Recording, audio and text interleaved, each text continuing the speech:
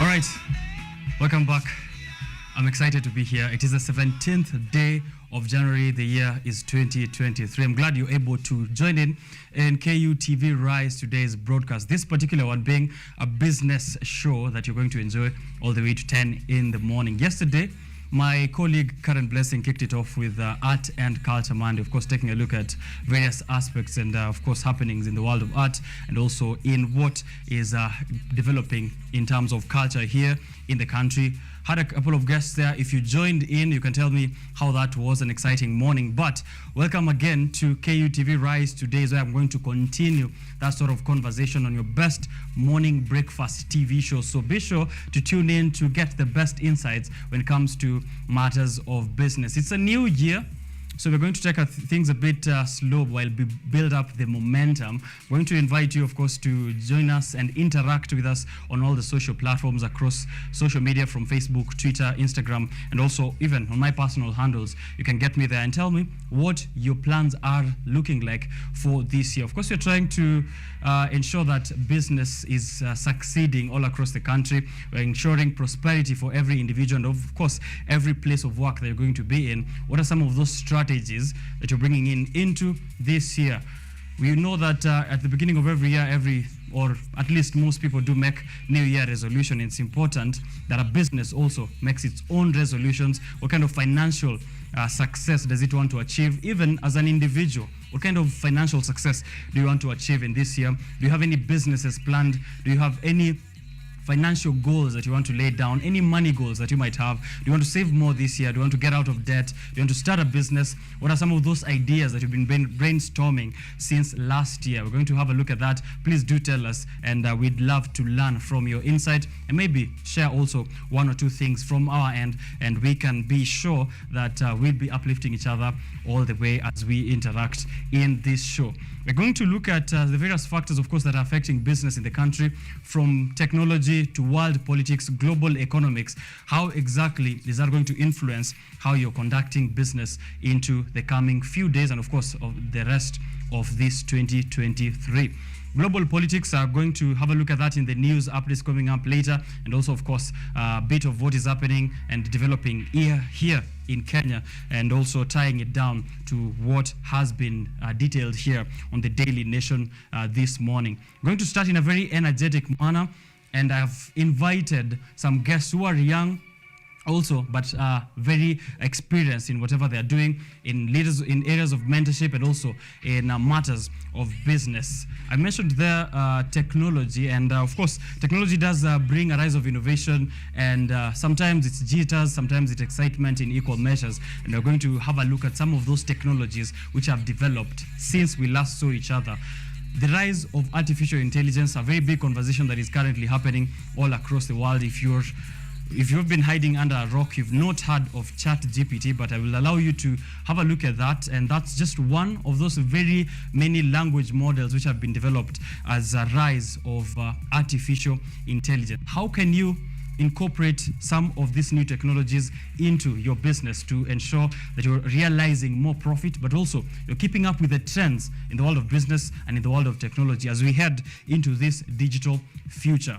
Right about now, data is the oil of the 21st century. And of course, we are trying to see what kind of analysis you can do in the data that you have in your business. What kind of data analytics can you get to do, and how do you implement this and incorporate it within the day-to-day running of your business? I'm going to have that conversation on data analysis, data science, and of course the training of data specialists in the country. Something that is really important as we head, as I said, towards that future where data is going to be the currency of the future. Those who own the data own the future. If you're aware of all the big tech companies, what they sell the most is data. But you, as a business, have access to a lot of data within you, the transactions that you perform, all the other factors that are, surrounding your business setup. How can you do proper analysis of that kind of input and also get the best output in terms of profit?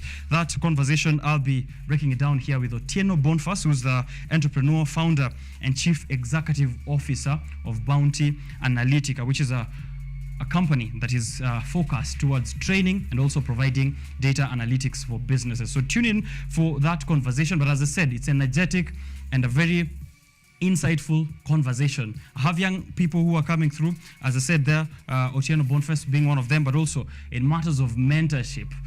We're trying to democratize alternative forms of education. Education is, according to Mentor, which is the conversation we're going to have here, the group that is going to be having that conversation with me here, according to them, education is not the key to life. Education is life itself. So how do we ensure that we are continuously getting educated? How do we ensure that as students are pursuing the normal curriculum in schools, they are also getting the proper mentorship and also getting insights into how the world looks like outside here, how leadership is supposed to be performed, how do they take up roles in society instead of waiting to be given those roles. I'm having a conversation after Mentor did the mentorship program last year, and of course they do have a few finalists, and we'll be having a conversation with one of them, who's Maureen Wambui, who's Tabitha Wanjogu, from Consolata School. She is a finalist there from Mentor in 2022, but also she's accompanied by one official from Mentor, that is Maureen Wambui. I mentioned there earlier. She is not a finalist, but she is an official, of course, going to give us a perspective of what is the thought process behind Mentor and how exactly they plan to reach out to more students and democratize education and ensure that it's a lifelong process. Learning is a lifelong journey, and that is one of those things we're going to have a look at here on Biashara Tuesday. So if you have any questions, please make sure you're interacting with us on all the social platforms at KU TV Kenya, at Richard_OKENYE. That's where my personal handle is at. A lot has happened, of course, developments from last year in the world of politics here in Kenya. The Kenya Kwanza government ensuring they're trying to cushion Kenyans from the harsh economic times that we are currently facing. Some of those measures I'll be having a look at, some of the subsidies that were dropped last year, and some of the new ones that are going to come up in that economic plan by His Excellency President William Ruto. So tune in to that. It's an exciting morning where we're going to, of course, have a look also at what the dailies have here. The business daily being what we take a look at the most.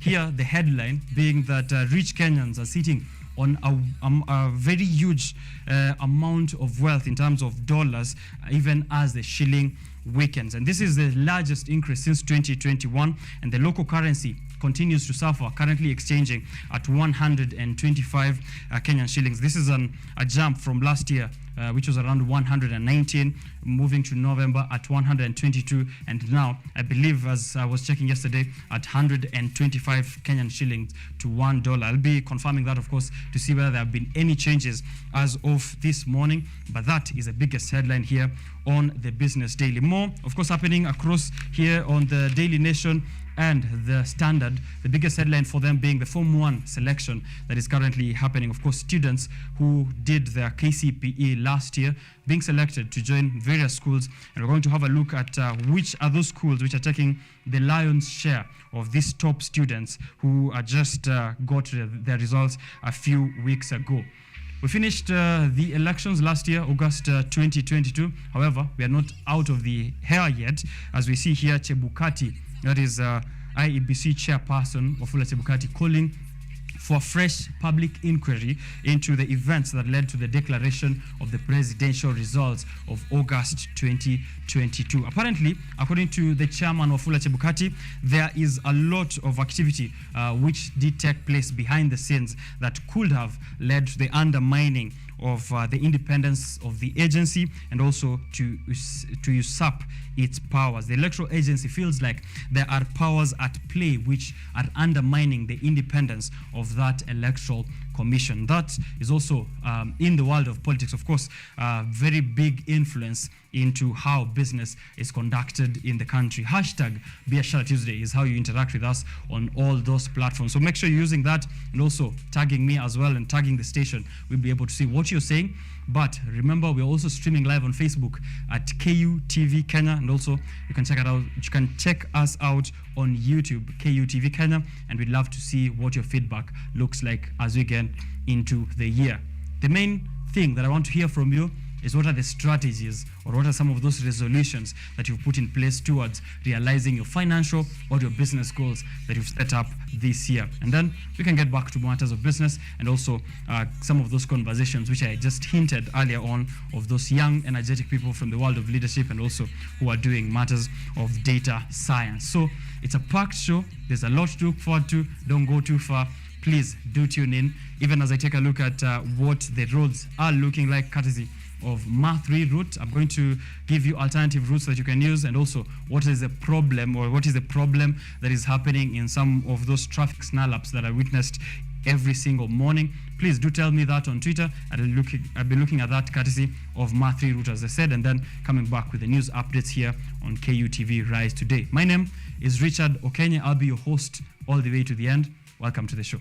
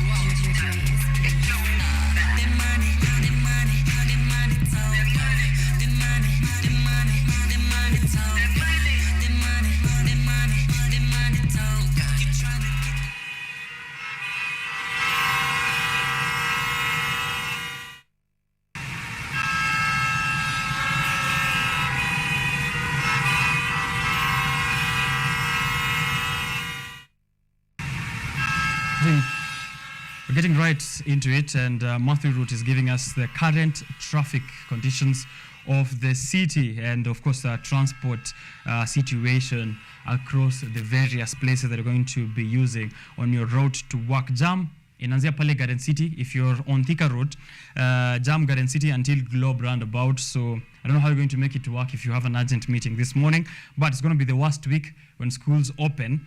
Uzuri wale watu wa Ruaka hawawezi relate because they don't use this side of the road. This is Anthony Mrasta telling me here on Twitter. If one is a morning person, the stretch between Donholm through Lunga Lunga or even Jogoo Road, mtu hushikilia tu roho. I'd love to know what is happening there on that stretch. Of course, that is Becca Thembi on Twitter. Lakini, what is our government or Kura have against trees? It started with uprooting all the trees along Wayaki Way. Now they're not turning back. Wanangua zote any chances they get. We really seem not to care about the environment. There is Baby Guo complaining on Twitter and saying that on James Gishuru Road, there's no tree coverage there. They're cutting down trees for billboards, and the Shell petrol station also did the same. So I'm hoping that the relevant authorities have a proper reason for that, but I'm glad that we are also able to raise these concerns. Thika Road Muthaiga ni parking lot, so I don't know if you're in Muthaiga, if there's another route that you can use to town. Maybe if you go all the way to Village Market. I don't know how you're going to make it to town, but that's the situation from Garden City all the way to the CBD. Two thugs were last night, allegedly, shot and killed by police in a botched robbery incident in Dandora area. So that's an update from yesterday night. From the areas of Dandora. Hello, good morning, Thika Road. It doesn't look so good. Thika Road, jam inaanzaje Roysambu aki. So that's where it's starting from. There's an accident on Jogoo Road. A person has been knocked down dead on the outbound lane just under the City Stadium footbridge 1 hour ago. Police are on site, and we're hoping that there's calm that is being restored in that area. There are these guys who are charging private vehicles for using the railways bus station to Easy Coach. They are rude and very violent. We are asking the Kenya Railways Authority to take a look at that. And Kuth Cartel, which is, of course, creating trouble for private pedestrians. This is another matatu with a rude crew. And, of course, here are citizens calling out some of those public transport vehicles which they feel are not conducting themselves well on those roads. A very good move, of course, to ensure that we're keeping each other accountable on those roads. Drive safely. Tell me what the roads are looking like. That's the update from Thika Road, Jogo Road, Westlands, and James Gishuru. If you're in any other part, Mombasa Road, just go up the expressway if there's too much traffic down there, but also do tell us how it looks like as you go on to work. Alternative routes, if you're outside Nairobi also, we'd love to know what the traffic situation is like right there. I'll be looking at that even as we go on with the show, so that's as much as I have so far. The weather conditions for the day, today the forecast is 27 degrees high and 30 degrees low and partly cloudy. And this is in Nairobi and the environ. So if you're going out, there's no need to carry an umbrella today. It's just going to be partly cloudy and a little bit of fog, which was just in the morning, and then going to rise to 27 degrees later in the day. You should be having a very summer-looking like day. So enjoy yourselves and do tune in to Biashara Tuesday even as we go on.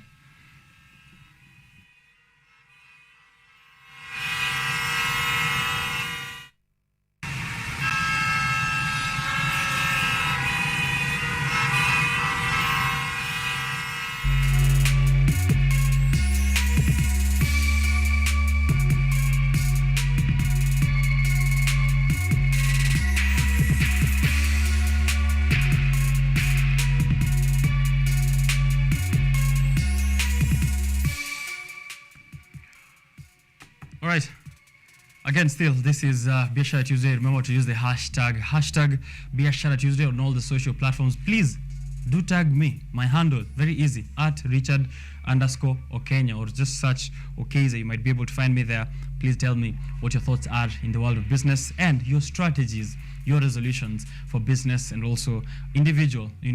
What are the financial goals? What are the money goals that you have here? I am having a look at the developments in the world of politics, economics, and of course from here we are mostly having a look at yesterday's bulletin leading up to this morning's daily headlines, and we are going to have a look at the newspapers in just a bit, but first a roundup of what the news updates are looking like so that you're thoroughly informed in what has led to the build-up of the dailies that you might have a look at this morning. So continue getting yourself a copy. This is Kenyan shillings 60 across all of them. If you're getting a digital copy, it should be around 10 to 20 shillings. Ojwang Mariam has already sent me a copy of the People's Daily. If you have any other that's not the People's Daily, the Daily Nation, the Standard of the People, the Business Daily, that is, if you have the Star, please tell me what the headline's looking like there, the East African Standard as well, and then we'll be discussing that later and what your thoughts are on the headlines this morning. But first, what are the news updates coming to you?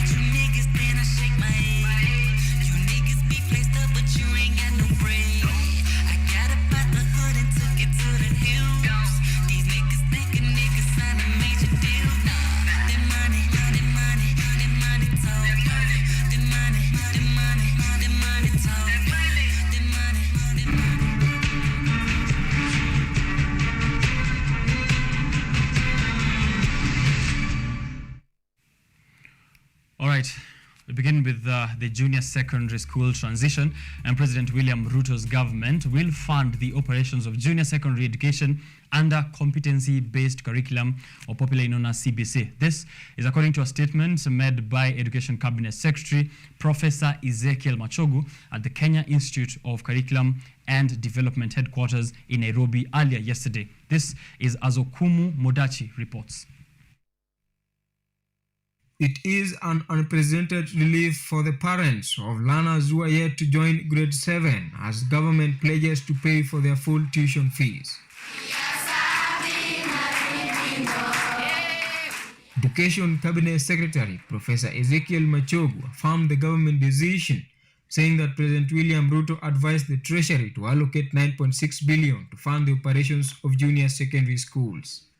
The CS has also mandated parents and school board of management to design a distinctive school uniforms for junior secondary learners different from that of their primary school counterparts.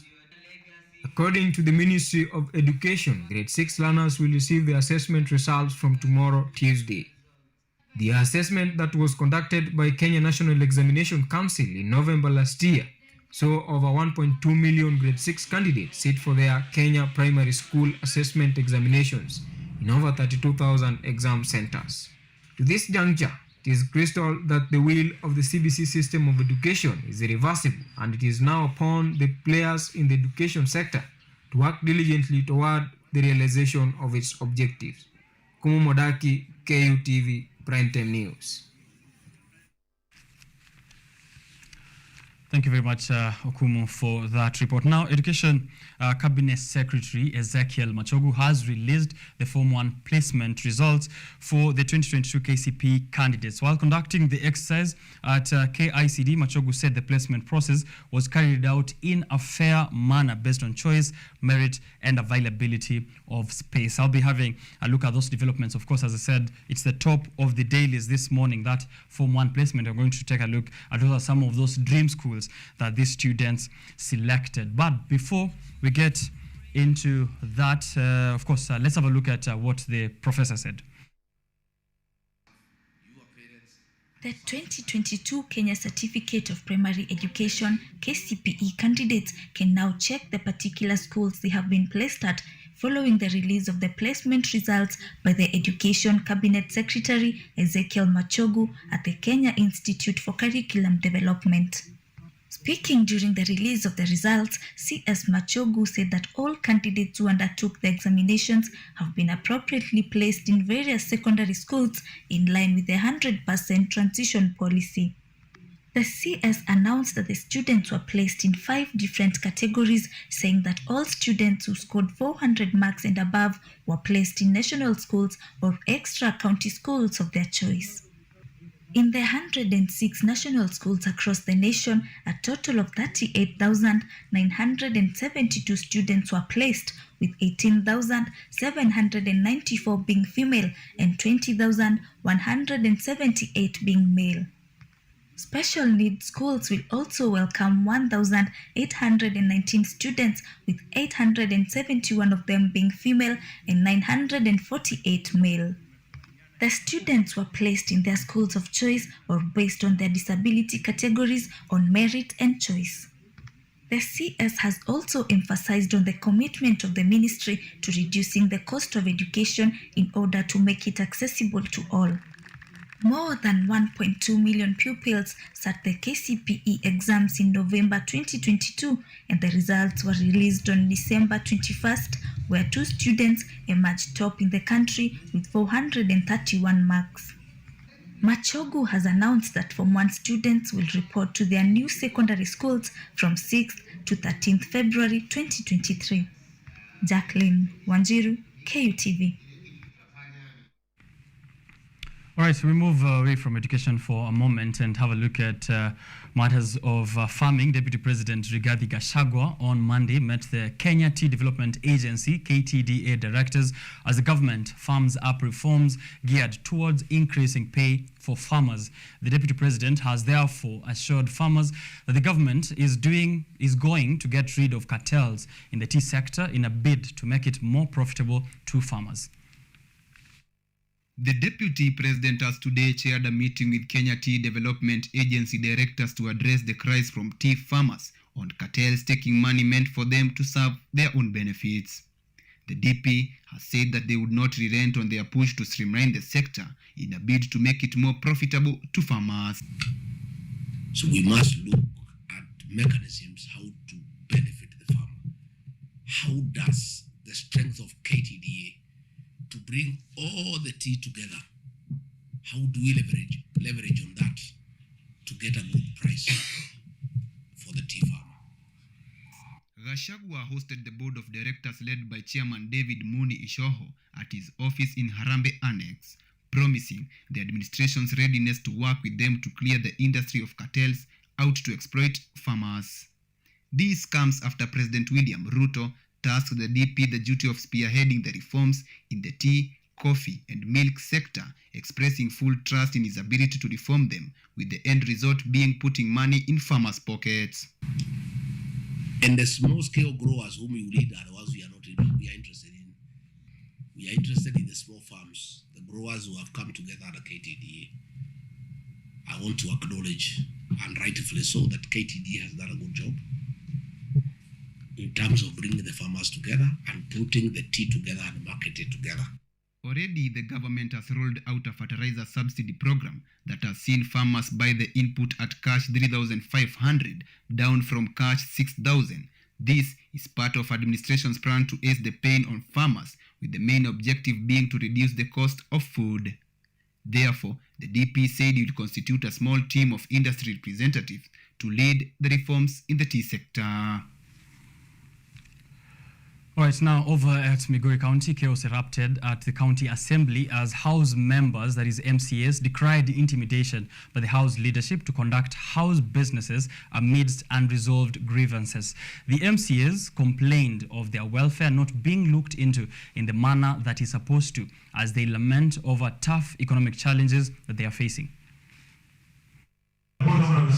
Kicks and blows marred the proceedings of Migori County Assembly in today's House business, injuring one person after a section of aggrieved county legislature stormed the assembly, disrupting the assembly proceedings.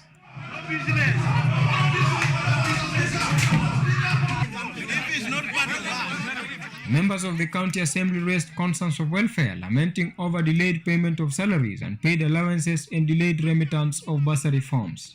Don't joke with us, man. Who are you?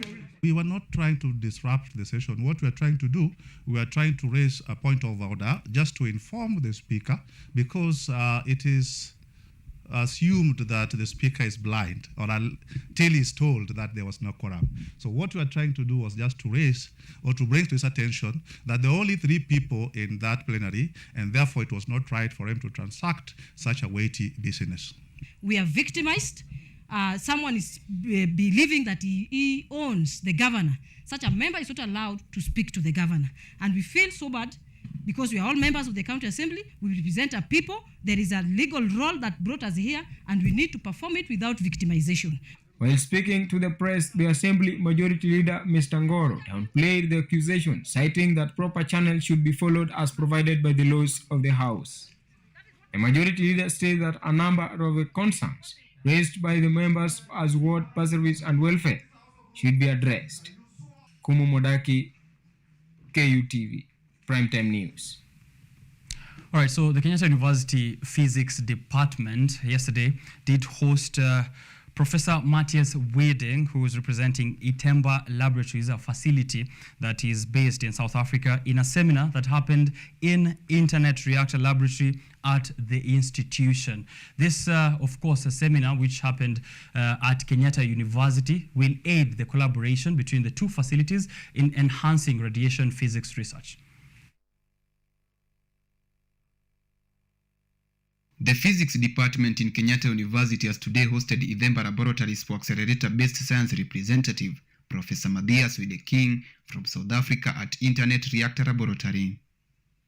The visit is primarily expected to unite the 2 labs so as to improve research and radiation physics between the 2. Itemba Labs is South Africa's accelerator-based national research facility. What we are doing is a lot of fundamental research as well as applied research. According to Professor Nadir Hashim, academic leader for the Nuclear Science and Technology Program, the seminar has given an upper hand in collaboration between South Africa and Kenya in radiation physics research. We have trained over 30 postgraduate students in the field of radiation physics, and this seminar has strengthened our collaboration with South Africa, particularly Itemba Labs, and we look forward to signing a memorandum of agreement. Itemba Laboratories for Acceleratory-Based Science is committed to invest in growth and development of scientific and technical talent, with a special focus on creating opportunities for women and designated communities.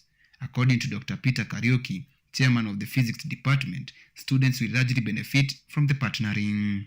So in the department, we have students in environmental physics, and they are bound to benefit for this kind of collaboration. So we have a strong team of postgraduate students and also faculty who are in environmental physics. Physics students have expressed their joy for taking part in this seminar, with a number of them saying that the collaboration will improve their knowledge on matters physics. We are highly appreciating for your consideration to give us such a seminar. Kenyatta University is currently the only university in Kenya to have an internet reactor laboratory, a project which was signed by Vice Chancellor Professor Paul Wainaina on September 2019, with the host of the project being Morocco. However, Kenyatta University has partnered with 8 different universities in Kenya in sharing the resources, thus training over 200 students in an year. Edward Nyamo, KUTV. Thank you very much, Nyamu, for that report. Now over in Parliament, members of Parliament Didmas Barasa of Kimilili and John Chikati of Tongareni have opposed the action of the Office of Education in Bungoma County to start the process of reducing the number of students who benefit from bursaries. Speaking while in Milima Ward at the welcoming ceremony of Councillor Jerusa Aleu, the legislators said that this action will contribute to many children from poor communities not getting access to education. Bungoma Governor Ken Lusaka has said that they will reduce the students because there is not enough money to fund them, stating that the previous government left too many students in that program.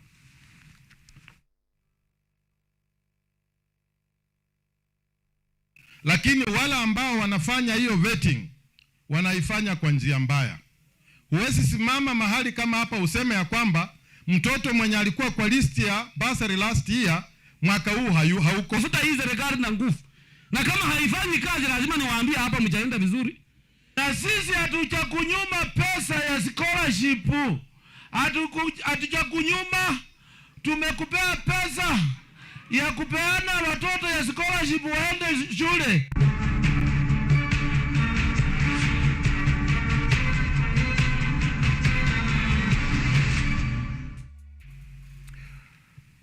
All right, that report brings us to the end of the news updates here this morning on KU TV Rise Today. A very shameful incident, by the way, I just have to say, there at the Migori County Assembly, where members of the County Assembly were involved in a brawl where one was hurt, and it was an ugly scene to have a look at. Seeing it here on the Standard and also on the Daily Nation. I'll be delving much more into it in the newspaper review that is coming up. But right now, I'm going to take a short break, have a cup of water, and then I'll be back. Grab yourself any piece of the Daily from the January 17th. But if you have yesterday's also papers, it's good to also compare notes and see what the headlines are looking like yesterday and also what they are like this morning. I'll be back to have a detailed analysis, a deep dive into what is informing our business of the day. So don't go too far.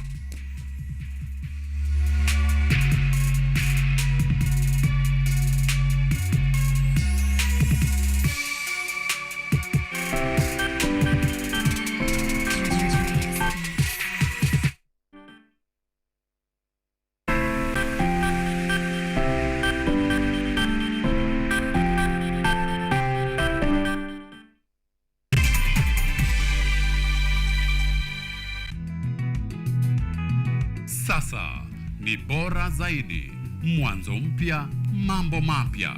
Msimu mwingine wa Boresha Kilimo unakuletea teknolojia ibuka, kilimo mseto, uongezaji thamani. Teknolojia dijitali ya mauzo inawezesha ufikiaji wa masoko.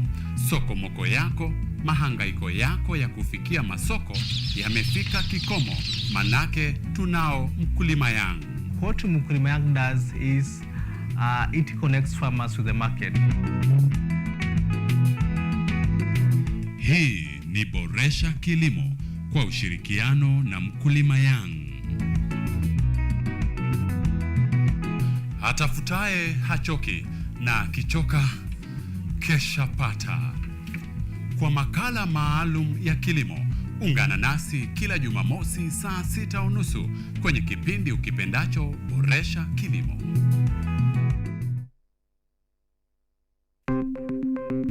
Maelfu na maelfu ya wahamiaji wakiwa na watoto kutoka nchi za Amerika ya Kati wanaendelea kuwasili kwenye mpaka kati ya Marekani na Mexico. The folks are going. Thank you very, very much. I appreciate it. Thank you. Ni habari kutoka pembe zote duniani.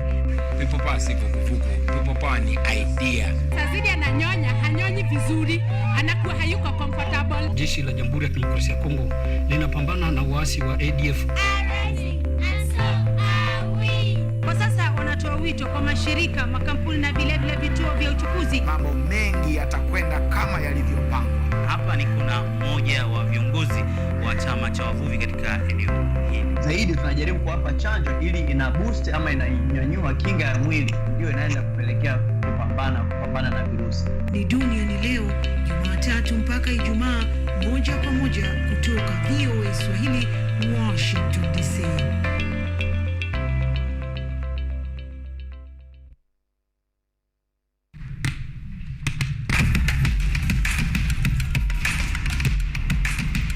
Access to knowledge,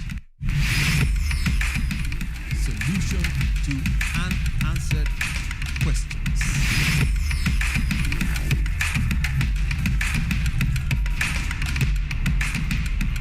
Guidelines to pursuing your rights and repossessing your property, intellectual or material. This and more, only on Law Matters.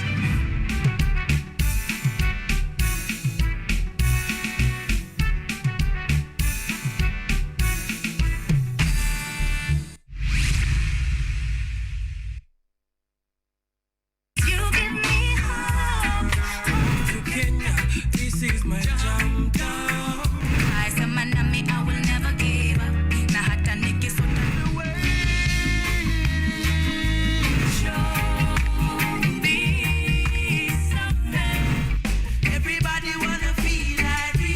You was like a river. Real thing, if I never mama, I wouldn't believe it. When I say just like. So now, our platform has been made in such a way that it's very, very simple to use. Our interface is very simple to use. If you need to make a call, it's just a simple call button and the call goes. If you need to receive a call, it's just a simple answer button and you're able to answer. So we've made the solution in such a way that it's easy enough for even myself to explain to my grandma back at home. So that is one of the things that we fully focus on. Ideally, one of the biggest reasons why we actually decided to build this in Africa is because of support services. So even before we let you start using the software, we have a short implementation period where we help you do the customizations.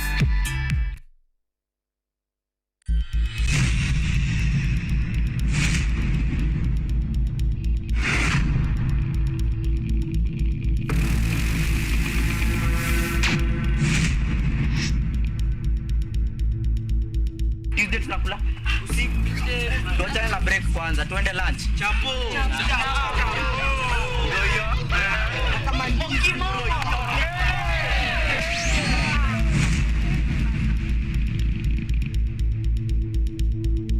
Rasha piga shada kuna giza. Siki nice to nice weke story. Kata maji pia shada liko nasio nikosa msupo si stress. Kama rende kisha basi nipe. Najua ni nini. Mama, big up, brother, you are a believer, big up, sis, big up, shows, mama, big up, oh yeah, wase wote, okay, my principal, big up.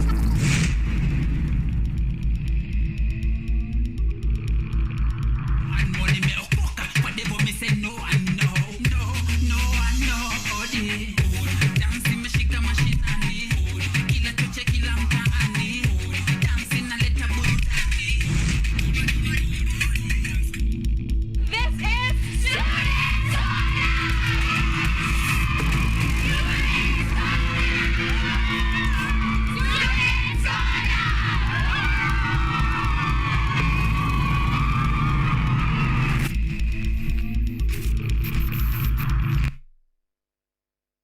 technology,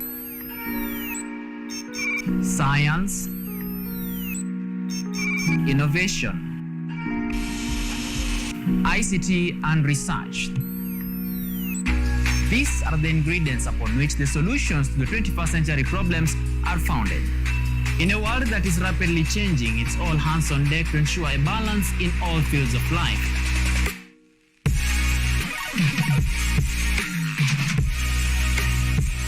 Women, young and old, are also in the front line, breaking the glass ceiling, becoming thought leaders in the larger tech space. Not forgetting other societies marginalized. And when the tech Avengers come together, we inch closer to a much safer, efficient, and sustainable world. What we view as a norm in today's advanced world was just an idea, and for nostalgic reasons, we trace back to the iconic days to bring you the retro tech.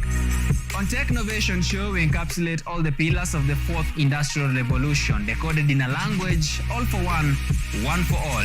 Make a date with me, Samson Jura, every Monday at 8:30 as we push the mantra, keep learning something new each and every day. Only on KUTV, a new experience.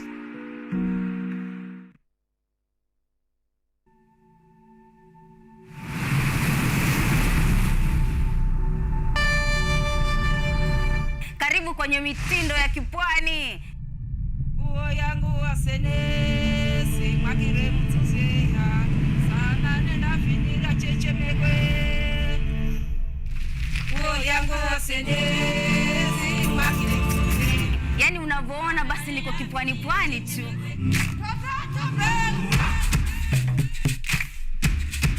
Wali unapopika inatakana uwe half cooked. Bageri. Niko katika kaunti ya Kilifi, Magdavazi ya Gede. Stream live mitindo ya kipwani on our KUTV Facebook page every Saturday 4 p.m.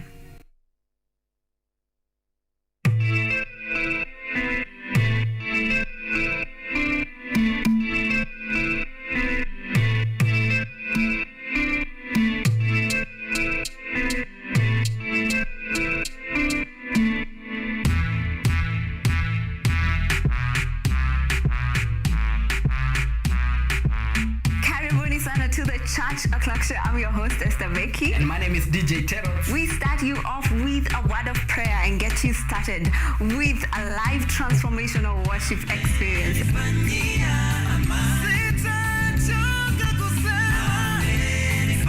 And have our minds renewed by the word of God on the word segment. And not forgetting new music za hii wiki, yani ndakuwa bado nawapatia pale wasanii wamekuwa kiwakali.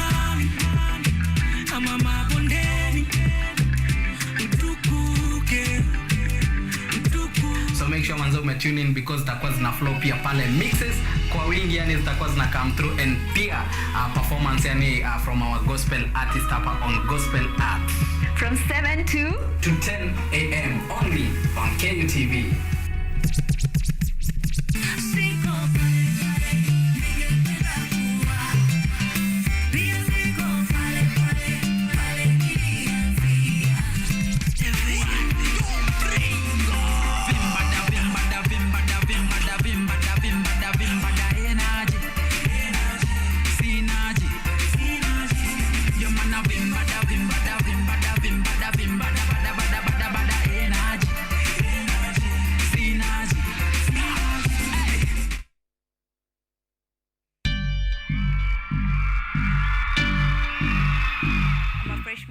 University.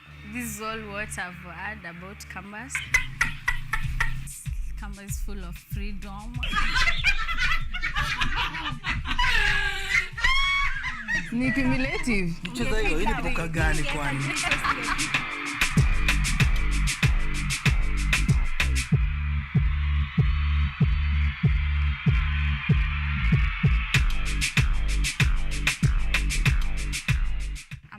Student, and I mostly hang out at shopping center. I'm an arboretum, and what I'd tell first years is it's never too late to start being serious.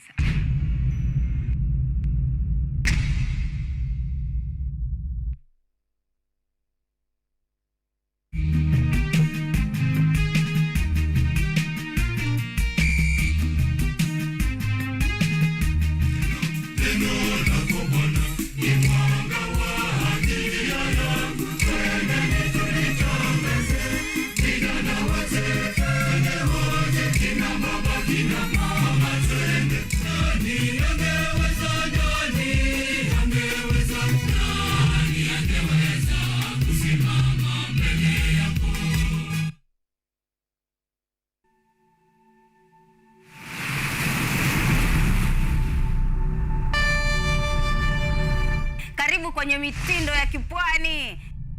Nguo yangu wasenesi mwakire mtuzea sana nenda finira chechemegwe. Nguo yangu wasenesi mwakire mtuzea. Yaani unavyoona basi niko kipwani pwani tu.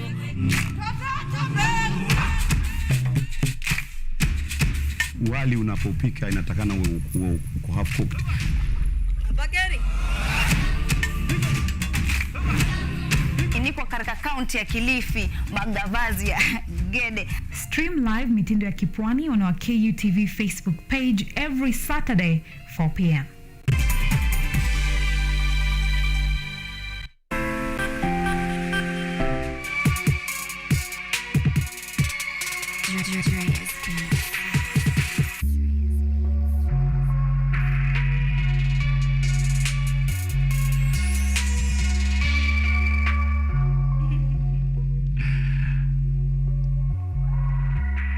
All right, welcome back to Biashara Tuesday. It's been an exciting morning so far.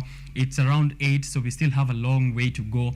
Exciting, packed, and informative. So be sure to tune in and also interacting with us all over the social platforms. I said I'm coming back with the newspaper review.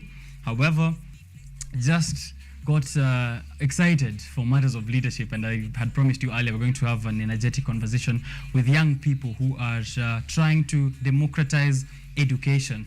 And I have here one of the mentees and also one mentor from Mentor. So you can be checking out Mentor on their website, and I think let me just read exactly what the URL you're going to search for is mentor.africa. Just search mentor.africa, check out what they've been doing, what they're doing so far. That's the conversation I'm coming back with. But don't despair about the newspaper review. Be keeping those dailies just right around the corner. But if you have any questions in matters of leadership, if you have students who are at home, in high school, primary school, or even in campus, want to tune in and learn exactly how do they get connected to mentors, what exactly do they get to learn, what leadership skills do they gain, how is this helpful for their education? If you're a parent, please tune into this and pass it along to your children. But also, if you're a student, this is exactly the segment you've been waiting for. So don't go too far. I'm coming back with them in just a jiff.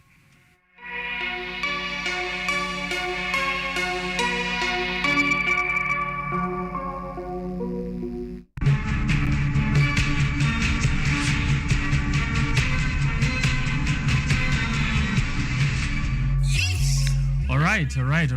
Here on set, as you can see, I have two very young and energetic people. And with me is Tabitha Wanjogu from Consolata School. She is just in Form 1, going to Form 2, if I didn't get that wrong. But she'll be introducing herself as well, accompanied by Maureen Wambui, who's an official at Mentor, has been there during the program that ended in 2022. Let's get into it. If you have any questions, remember at Richard_Kenya at KUTV Kenya. Welcome to the show, guys. Thank you. Right. I think I'll begin with you because you're closest to me. Okay. How are you, first of all? I'm fine. I'm excited to be here. Thank you for the opportunity. Right. How's the new year for you? The new year has been really good. Spending time with family, doing assignments, and all of that stuff. Right. Okay. So you are a finalist, or you were a finalist at Mentor 2022. Maybe tell us about you being a finalist and what Mentor is. Okay. So Mentor is a program for students in high school and also for people who have finished Form 4. So it is a mentorship program that lasts for 2 weeks, and you learn a lot of different skills. You interact with different advisors, and you learn a lot. Right. Maureen, you are an official. Are you a mentor as well? Could you call you a mentor at Mentor? Not really. I'm just an official and worked with getting to reach out to parents and also schools concerning Mentor. Yeah. So how is the new year for you? I realize you're the only one I didn't ask how you are and how your year is. How are you and how's been your year so far? Okay, so let me also take this opportunity to thank you for having us here. The year has been good so far. It's amazing and it's bringing new things. And yeah. Just generally excited for the new year. Yeah. Of course, as we all are. Yeah. So mentor is mentor, MENTA. It's not mentor, TOR. So if you're checking out their website, those who are asking they can't get mentor.africa. It's mentor, MENTA.Africa. Thank you, of course, for that feedback, Nelly, who's asking about that. It's mentor.Africa. Let's get into the conversation, guys, and I think I'll begin with you, of course, you being an official at mentor.Africa. What is the goal? As she's told us already, of course, it's geared towards high school students, a 2-week program ensuring that they are getting mentorship skills. Looking at your website, it says it's trying to also democratize education. Maybe a little understanding of what Mentor aims to do for these high school students.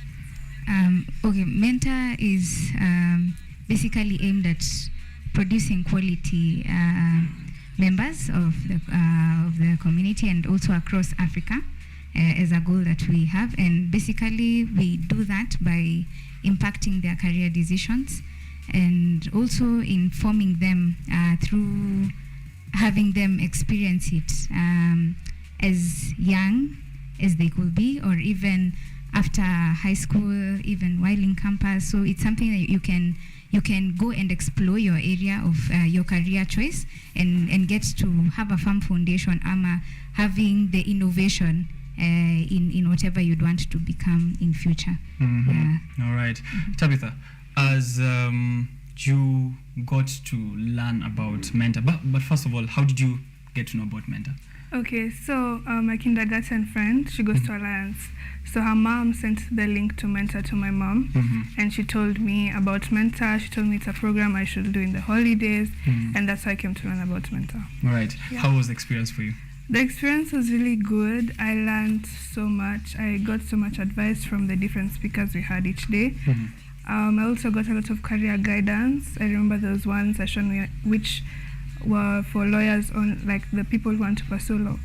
So there was speakers who did law or like are doing law, and they were talking to us about law, and I really got to learn so much about law because that's a career interest of mine. Right. That's a very good approach because, in high school, well, I think I will speak for my time. We never got the chance to know about careers or career opportunities. Also, even learn from the people who are actively pursuing that career before we get there. So it is important that that is done as early as possible. And you said you're just in Form 1. Yes. I can't imagine how it will be like by the time you're in Form 4, right? And that's an exciting start, of course, for Mentor to be trying to reach out to students as early as possible. How many institutions have you been to so far, or what is the pool of students that are under Mentor right now? So far, we have been to a number of schools, and we tried to get to at least all of them last year, but had most of them join. We were also able to have 125 students join the program last year, and got to register even more, 300 plus students in the program. So yeah, we are hoping to grow in terms of the number we reach out to students, and get it across Kenya and also Africa. Right. What is the pool of how does the pool of mentors look like? Okay, you can elaborate that. The professionals that she was talking about, the ones who come through to during that 2-week period, how robust across careers is it? Oh, okay. So we basically focused on common courses like law, medicine, and engineering. So far that's how far we went, but we are going. We are increasing the pool of careers and people who are going to take them through what they want. Yeah. 2 weeks, Tabitha, the period that you were there for this program, from the first day all the way to the last day, apart from maybe getting to listen to these mentors, were there any other activities? I don't know, maybe games or some other fun activities around also? Yeah, there were modules which we had about each day. So these modules were very interactive. They had different type of topics. For example, financial literacy and other stuff like that, budgeting. So what we used to do, we used to have those modules each day and we used to work on them. We used to type it out or write it out and send it was a question and answer, and we used to watch videos and answer questions on that. So once we were done, we used to send them to the mentor team and they would go through that, and yeah. Right. Must have been a very intense, was it as intense as school or?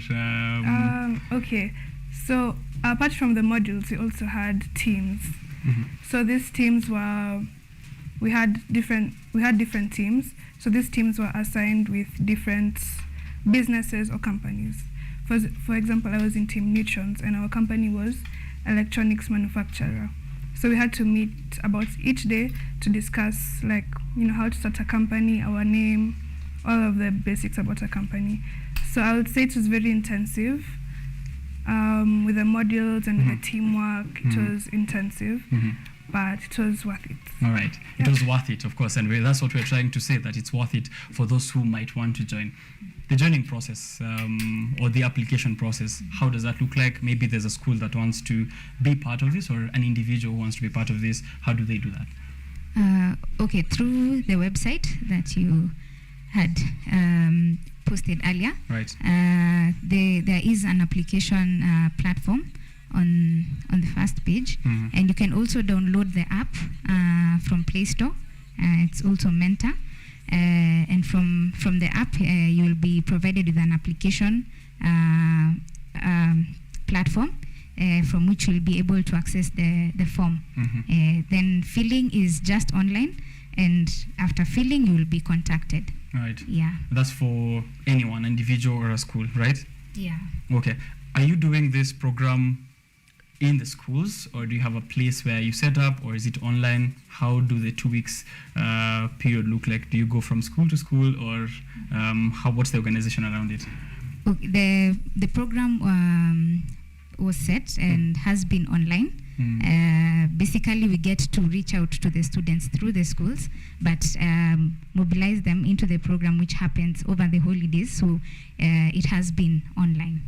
Yeah. Okay. Any plans of making it physical, maybe in the future? Yeah. There are plans to make it physical, because we are actually planning to have a program with the Form 4 leavers, and they will be involved in actual work that might be also submitted online, but having them going into the field, not teams and submitting work and theory, but actually having it practical. And also we plan on having STEM programs for them, whereby they will be educated on the engineering and technology bit, which will also be more physical. But right. Yeah, so plans about it will also. Right. Caleb, if you're watching this, of course, please make it physical as soon as possible. I know he is watching. He said, I make sure that I do this justice. So I'm glad that he's joining, but he's watching. Please do send in your message and tell us where you're watching from and why you couldn't make it, also to accompany your people onto the show. But now, getting back to this, Tabitha, for someone who's just hearing this for the first time, a student who's out there, or a parent to a student, right? And they're watching you here saying, oh, that's a young lady already here, of course, getting mentored towards a very focused career path. How would you entice them also to join? Maybe drop them some breadcrumbs and tell them to be excited for this as well. Okay, so I really recommend you to join, because each day you have a different speaker to come to tell you, to advise you. So they have different life stories, and they really inspire you and give you so much advice. So you can imagine the advice you get over the course of 2 weeks. You also have a chance to be in a team and to do teamwork, and that's really informative, because you get to know whether you're a team player, you're a leader, different positions in a team, and it's really fun to work with people. You also learn a lot. For me, I learned a lot like in the modules because I didn't know anything about financial literacy, and it really helped me to get more information about different type of stuff in the modules. So yeah. Right, and I'm just getting it now that there's of course more than just going through the mentorship. There's teamwork, getting to learn also other soft skills as well, how to be dedicated to a team, how to organize around business with other people, and that's really important.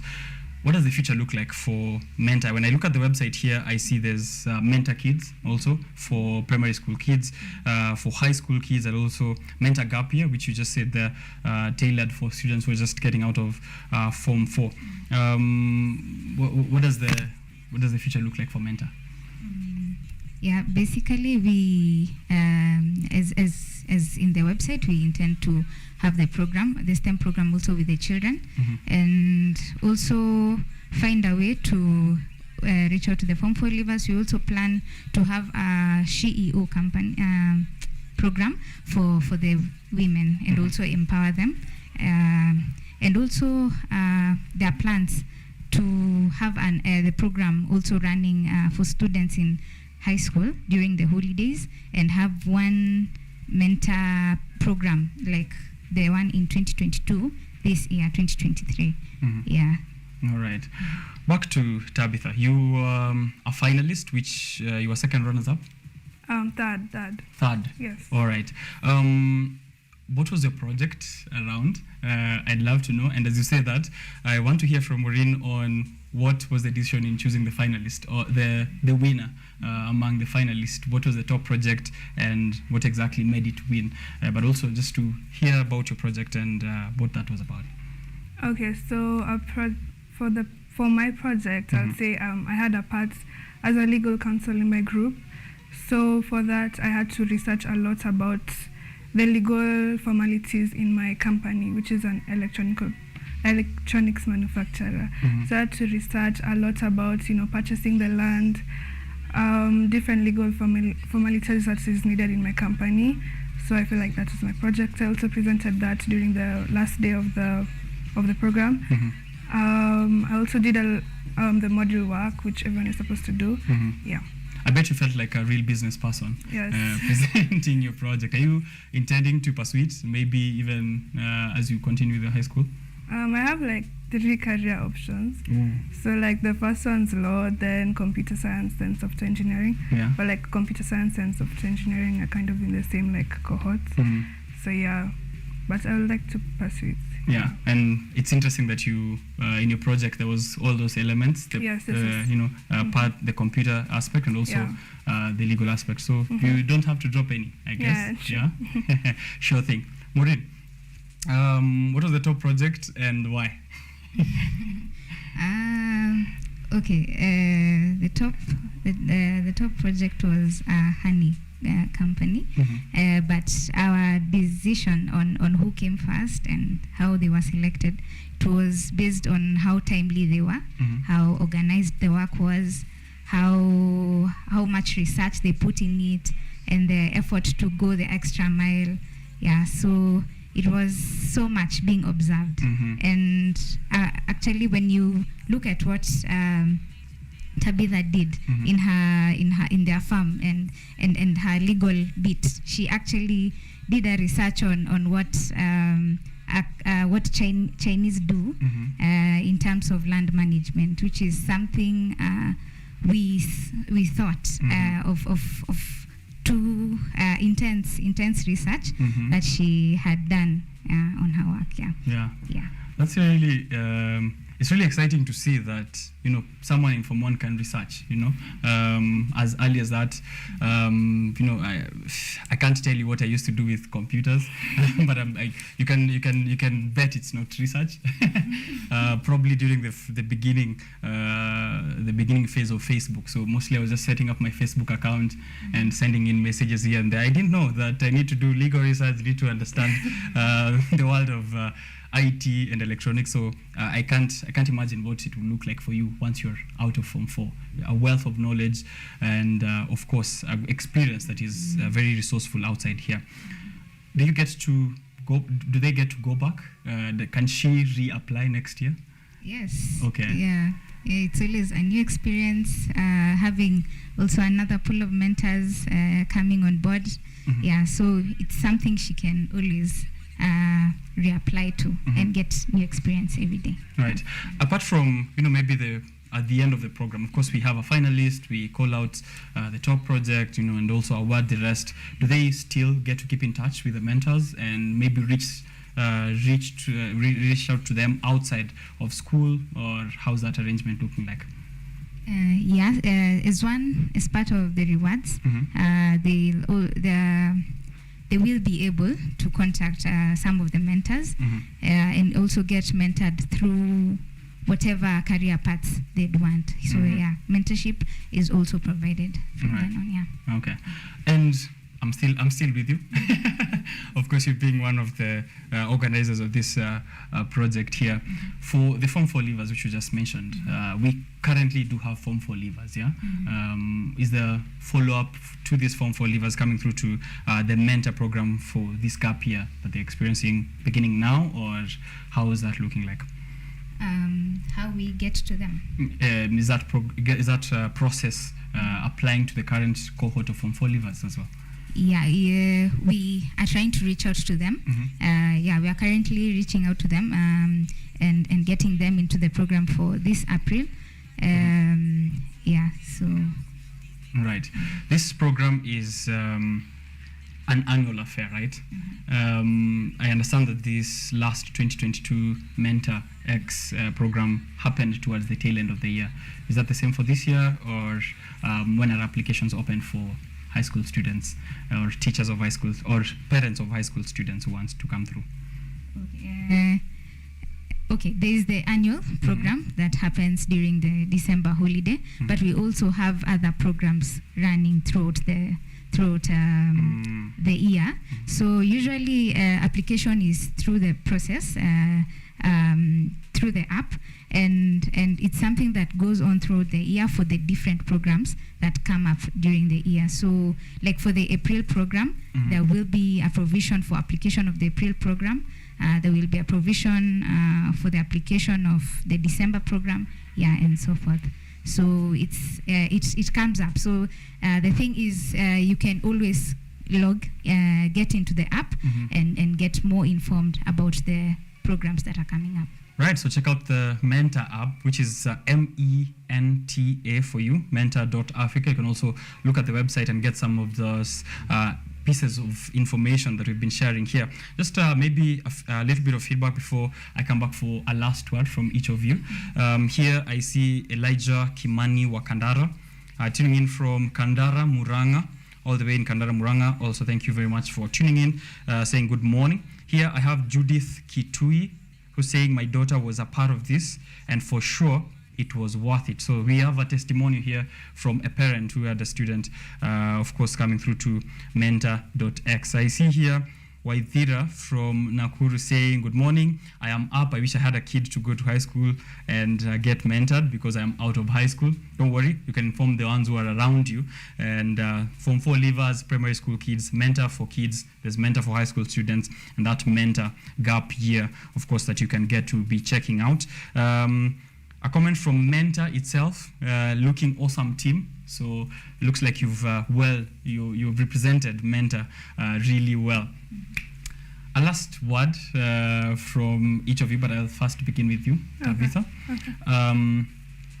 Being in, we just of course saw students, KCP students being selected to join Form 1, and of course mostly it's enda shule usome upate A na utoke, si ndio? Utoke ukuje ukue daktari, mkue engineer, or I don't know what people are being told these days. Also, I have to say that it's really great to see that software engineering and IT and computer science is a thing that students are saying these days they want to do. I remember, again, during my time in high school, all we had was 3 options: engineering, medicine, and law. and then hiyo ingine ni masomo ya campus. And then, you know, right now we come to understand that the dynamics of the world of work are changing. So it's good to see that. But my question was leading up to, apart from, you know, going to school, sticking to class, I need you to do a call out on the importance of doing these extracurricular activities outside of class, getting mentorship, coming up with business ideas. How important is that for those who are joining? Just an advice to these KCP students I'm seeing here who will be joining Form 1 in a few weeks. Just tell them to also explore those opportunities like Mentor. Okay, so I feel like Mentor is a very great exposure for you, because in school we don't learn about such stuff that is taught in Mentor. School is more centered on just academics, books. Doesn't really prepare you for, you know, the outside life. It doesn't really prepare you for how to start a business, what you need to start a business. So Mentor is a really great exposure for you. You can do it in the holidays when you have time, and you can really explore your interests, and you can learn more about stuff that you didn't know. Yeah. Right. Maureen, call out to the people to come through to Mentor. Okay, Mentor is such a great platform, as we've heard from the feedback, and it's so it's amazing that we have one of the finalists here with us to confirm that for us. And it's an amazing way that bridges the gap between education and getting out there to life and actually doing what you want to do with life. And it sets the path for you, making you informed about whatever you'd want to do, as maybe a journalist, as a doctor, as a lawyer. You might think that's what you want to do, but you actually don't know what it takes to study 6 years in medical school, or how much time you'll have spending sleepless nights on books. So it's an amazing opportunity to actually interact with people in campus, and also interact with people already in the job market, or also CEOs, and come up with innovative ways of being the better person in future, being the better lawyer in future, being the better doctor in future. So it's an amazing program. Yeah. And I'm really grateful. Maybe you can correct on something. We are having the Form 4 Leavers program this March, not April. Yeah. Okay. Yeah, so that's one of the things they should be looking out for, the Form 4 program in March, and then also in December there's that high school students mentorship program. And also, as you said, in between the year, there's other things they can be looking at in the app. There will be the SheEO program coming up, and we'll also SheEO. Yeah, SheEO, the female CEOs. Yes. That's really creative. SheEO. So I'm a HeEO if there was that at all. Check out for that. Is there any other? If we missed out on the events that are coming up. Maybe during the holidays, we will also have an activity going on for the high school students. Okay, please do check out that. You mentioned of course, CEOs, and I was looking at the team, the Mentor team. Of course, Caleb has been here for an interview on KUTV Rise Today last year, who's the project lead at Mentor, mechatronic engineer from JQuat. Just mention a few others. James Moria, who's the CEO of Prudential Group, is also a mentor here. CEO of Great Lions Limited. Seeing here the Deputy Vice Chancellor of JQuat, also a mentor in Mentor.Africa. CEO of Tanda, counseling psychologist, Oxford University Rhodes Scholar. CEO for Bridge for Billions, former CEO Kenya Airways, that is Mr. Mbuvi Ngunze.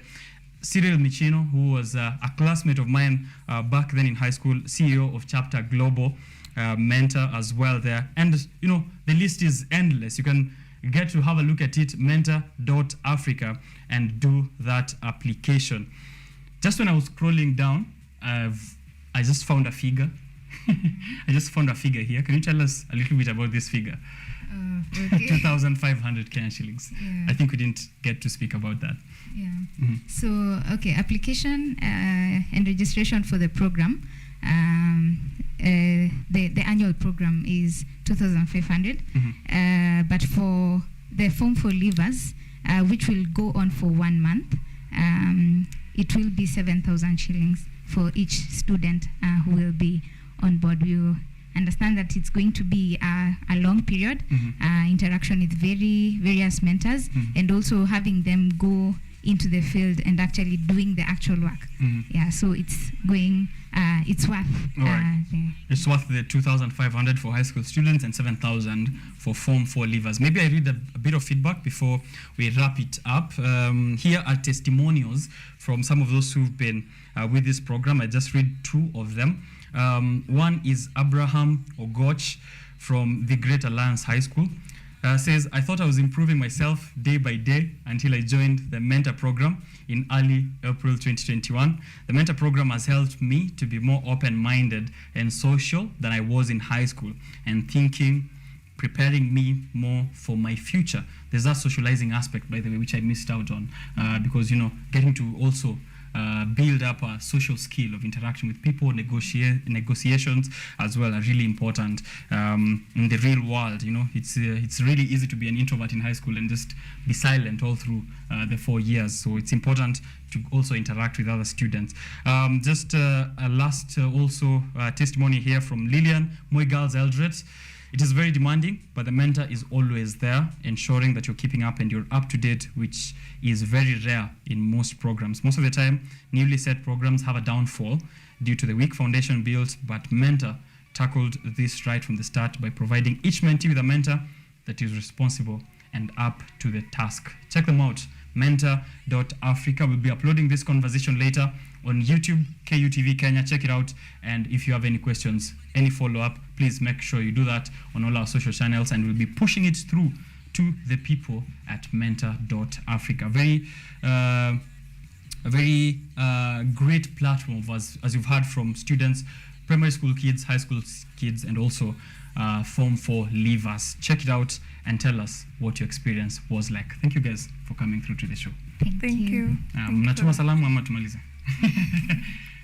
All right. Asante sana. We're going to take that short break here on KUTV Kenya, and then I'll be back on Biashara Tuesday with more on what is happening in the dailies. But later on, there's that conversation on data science and also data analytics. How important is it for you in business, but also because we just spoke about education and also mentorship.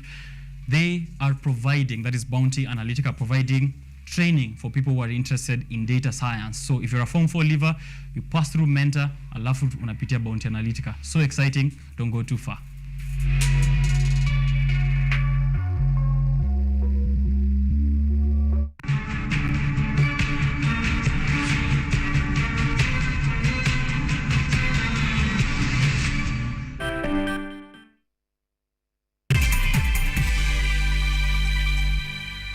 Vera Beauty and Fashion College is focused on being the leading technical and vocational training institute in the region. Our team possesses in-depth knowledge and extensive experience in the industry, offering thorough training in cosmetology, hairdressing, interior design, creative arts, training of trainers, nail technology, and fashion design. With branches in Nairobi, Thika, Meru, Eldoret, and now in Mombasa, our courses ensure that learners are completely equipped with knowledge, competency, and employability skills. Enroll today to be a part of a center of excellence.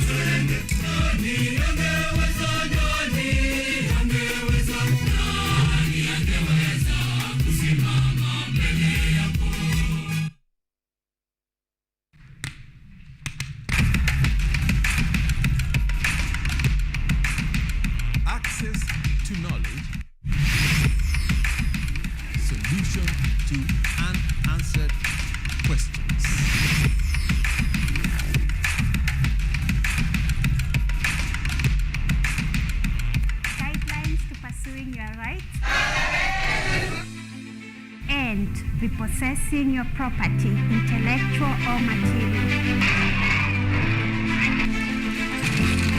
This and more only on Law Matters.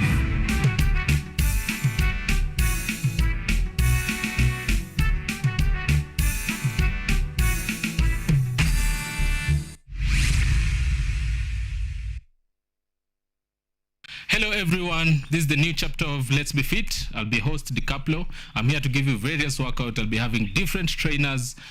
We'll have Zumba classes, we'll have aerobics classes, we'll have box exercise, we'll have kata box, just every Thursday from 6:30 a.m. to 7 a.m. Keep it locked, make sure we keep fit, and that's it from me to you. Let's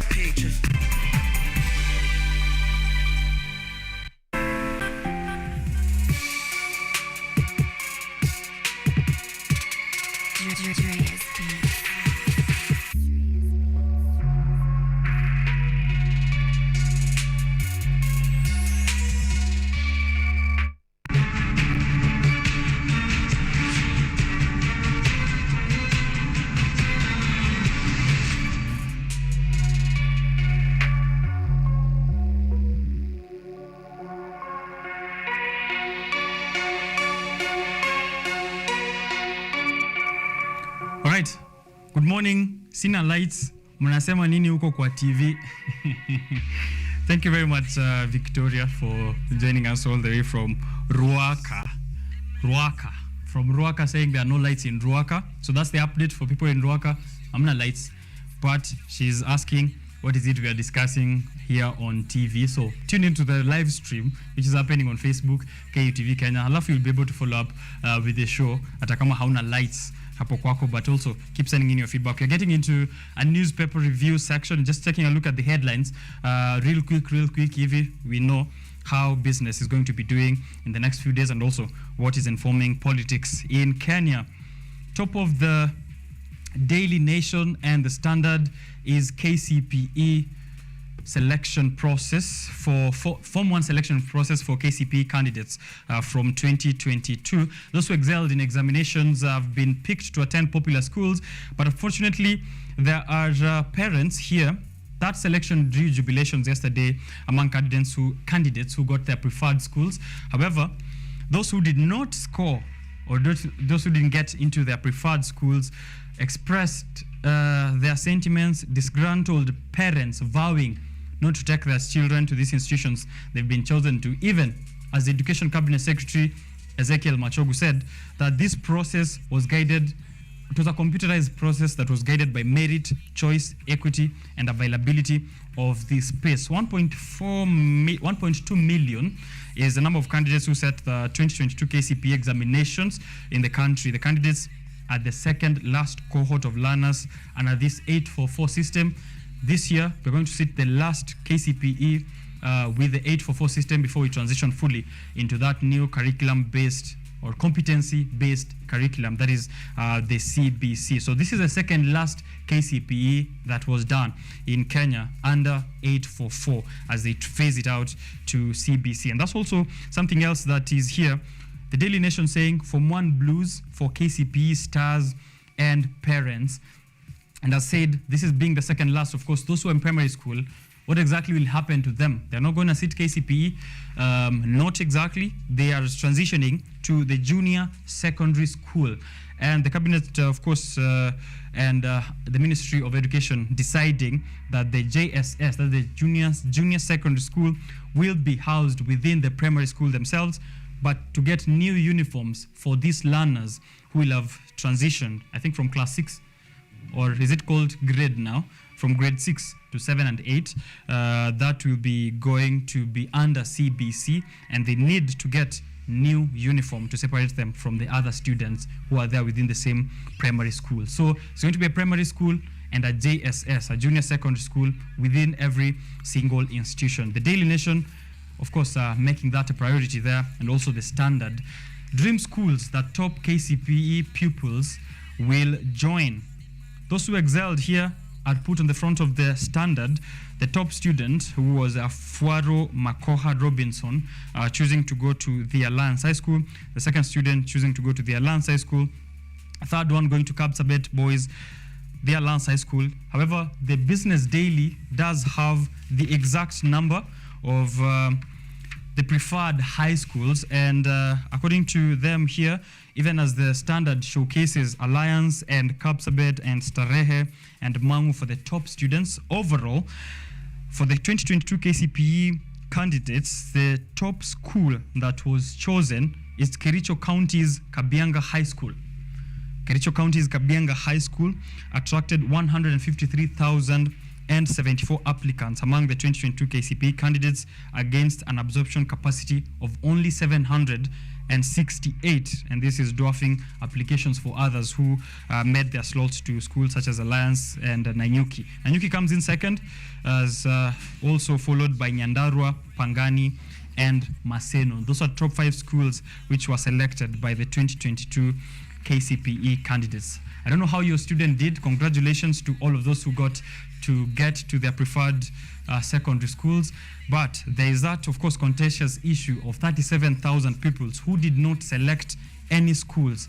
And it's going to fall on the state to determine where exactly will they place these students, because it still has to be 100% transition into secondary school according to the Ministry of Education's plan for every single year that the national exams are set for. So that is the biggest headline on the dailies this morning. Dream schools that top KCPE pupils will be joining. Let me also be having a look in the meantime on the People's Daily, which was sent to me here by Ojwang Mariam. I'll be telling you what that headline looks like, of course.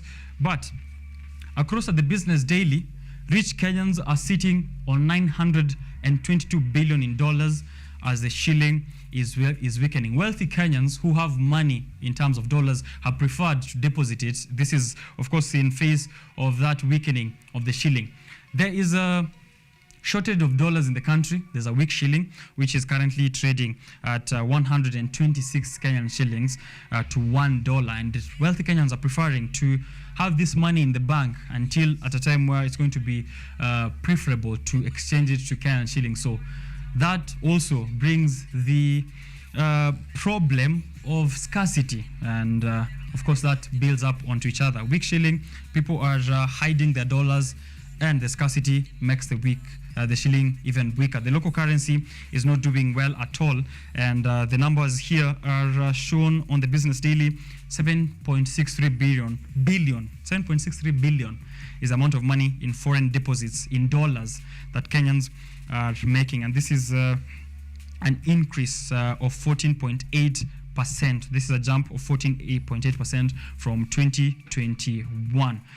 A call out to all the wealthy Kenyans, wale wananisikia at the gallery, wealthy Kenyans, please avail those dollars to more, to ensure that there's a boost in the economy, of course.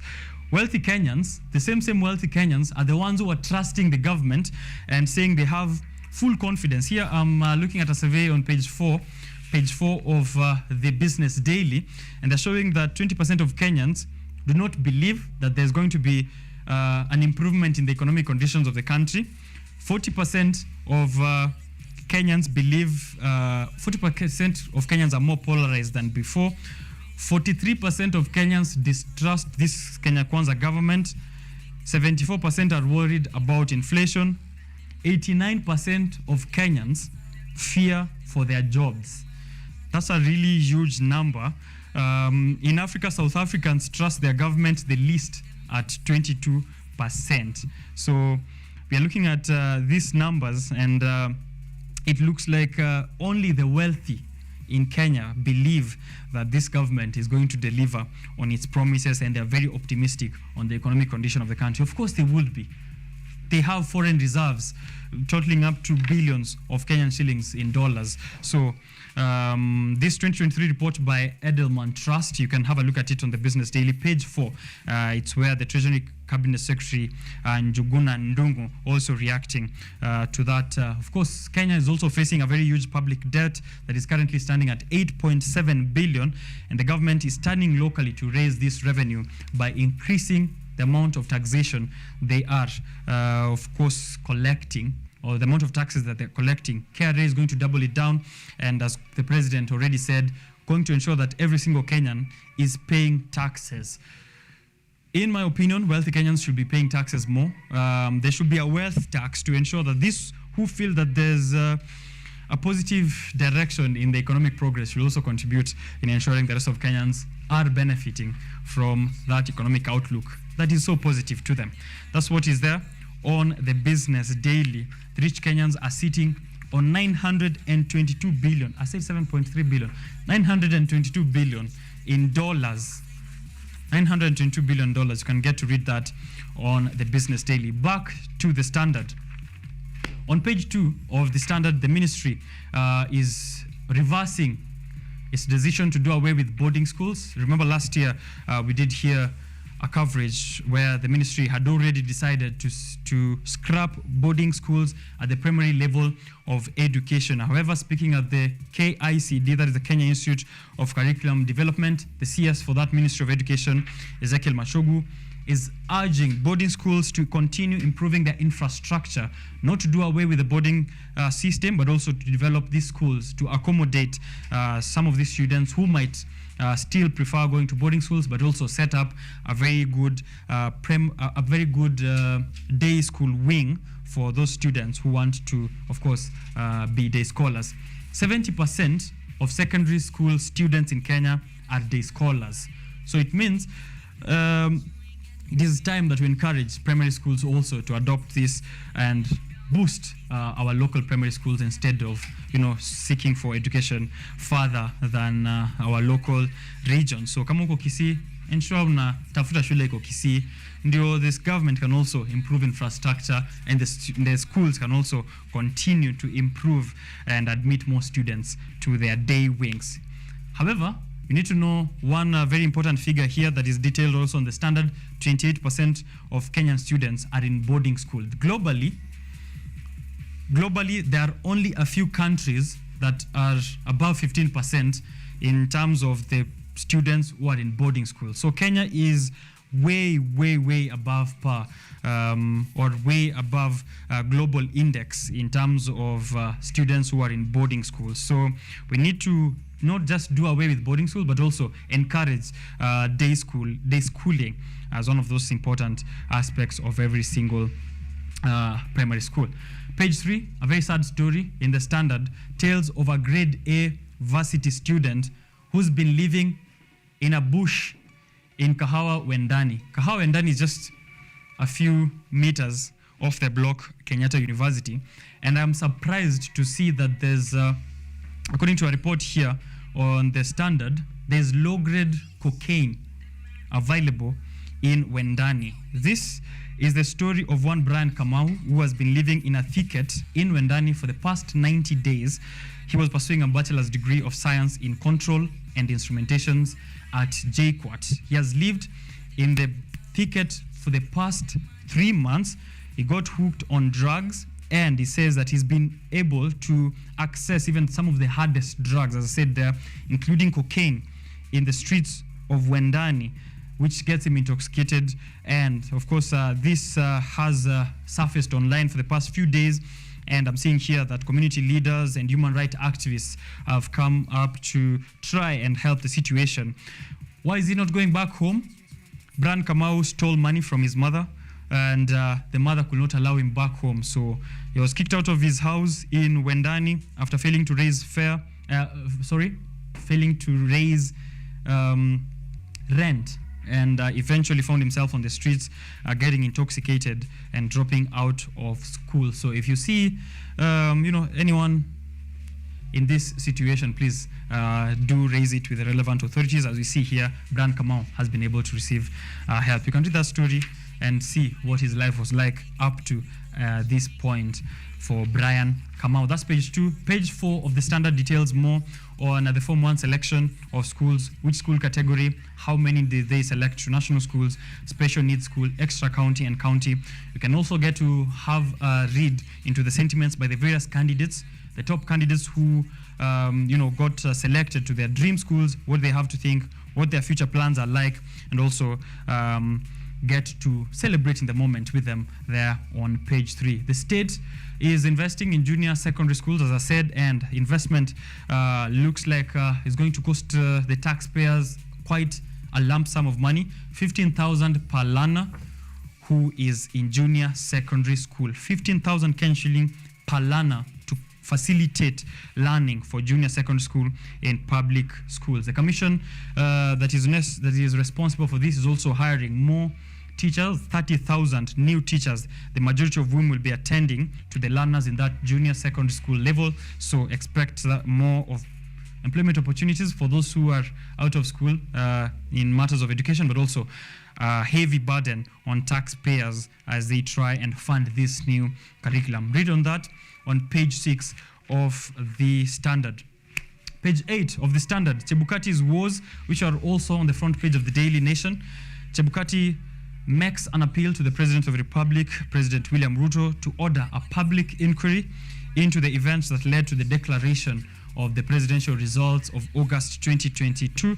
Mr. Wafula Chebukati, the outgoing IEBC chairperson, says that there were plans to undermine the integrity and the independence of the agency and its powers in that period that led to the announcement of the results. If you were here last year, of course, you noticed a lot of chaos and activity in the Bomas of Kenya during or leading to the verification and announcement of those electoral or of those presidential election results. And we did see, of course, a split in the IEBC. Few commissioners disowning the results and others still sticking with the results. Later on, of course, Wafula Chebukati sticking with what he had already decided, or what Kenyans had already decided, and what he had already verified to be true, that President William Ruto had won those elections. However, even as we try and move away from that, he insists that the gravity of those attempts to subvert the will of the people cannot be wished away or swept under the carpet. And he hopes that this can be addressed because such issues can emerge in the future. You can read the sentiments of the various commissioners here, including the Abdi Wulie, who says that he had to run away for safety and hide in unknown locations because he feared for his life. And he's saying he admits that his stay at the commission was one of the trials and tribulations which affected his family. Despite the electoral agency having an approval rating of 63%, he says that he has no regrets and is satisfied with what he did in this commission. Chebukati has asked MPs to ensure that laws are enacted at least a year before the elections are held to ensure that some of these incidences are not witnessed and we are having a very free, fair and smooth electoral process in the country. Of course, electoral reforms is something that is a continuous discussion, even as various parties, including the opposition, try and put these institutions to task to ensure that everything is done within the mandate which is provided by the Constitution. You can read this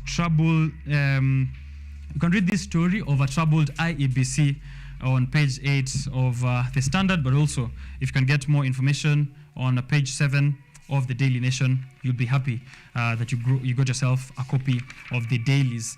So most of what you're going to get in your papers this morning is, of course, as I said, Form 1 selection, Chebukati's inquiry, that post-election evaluation report on what are some of those fears that the Commission has had, and also what are some of the reforms that can be done into the future.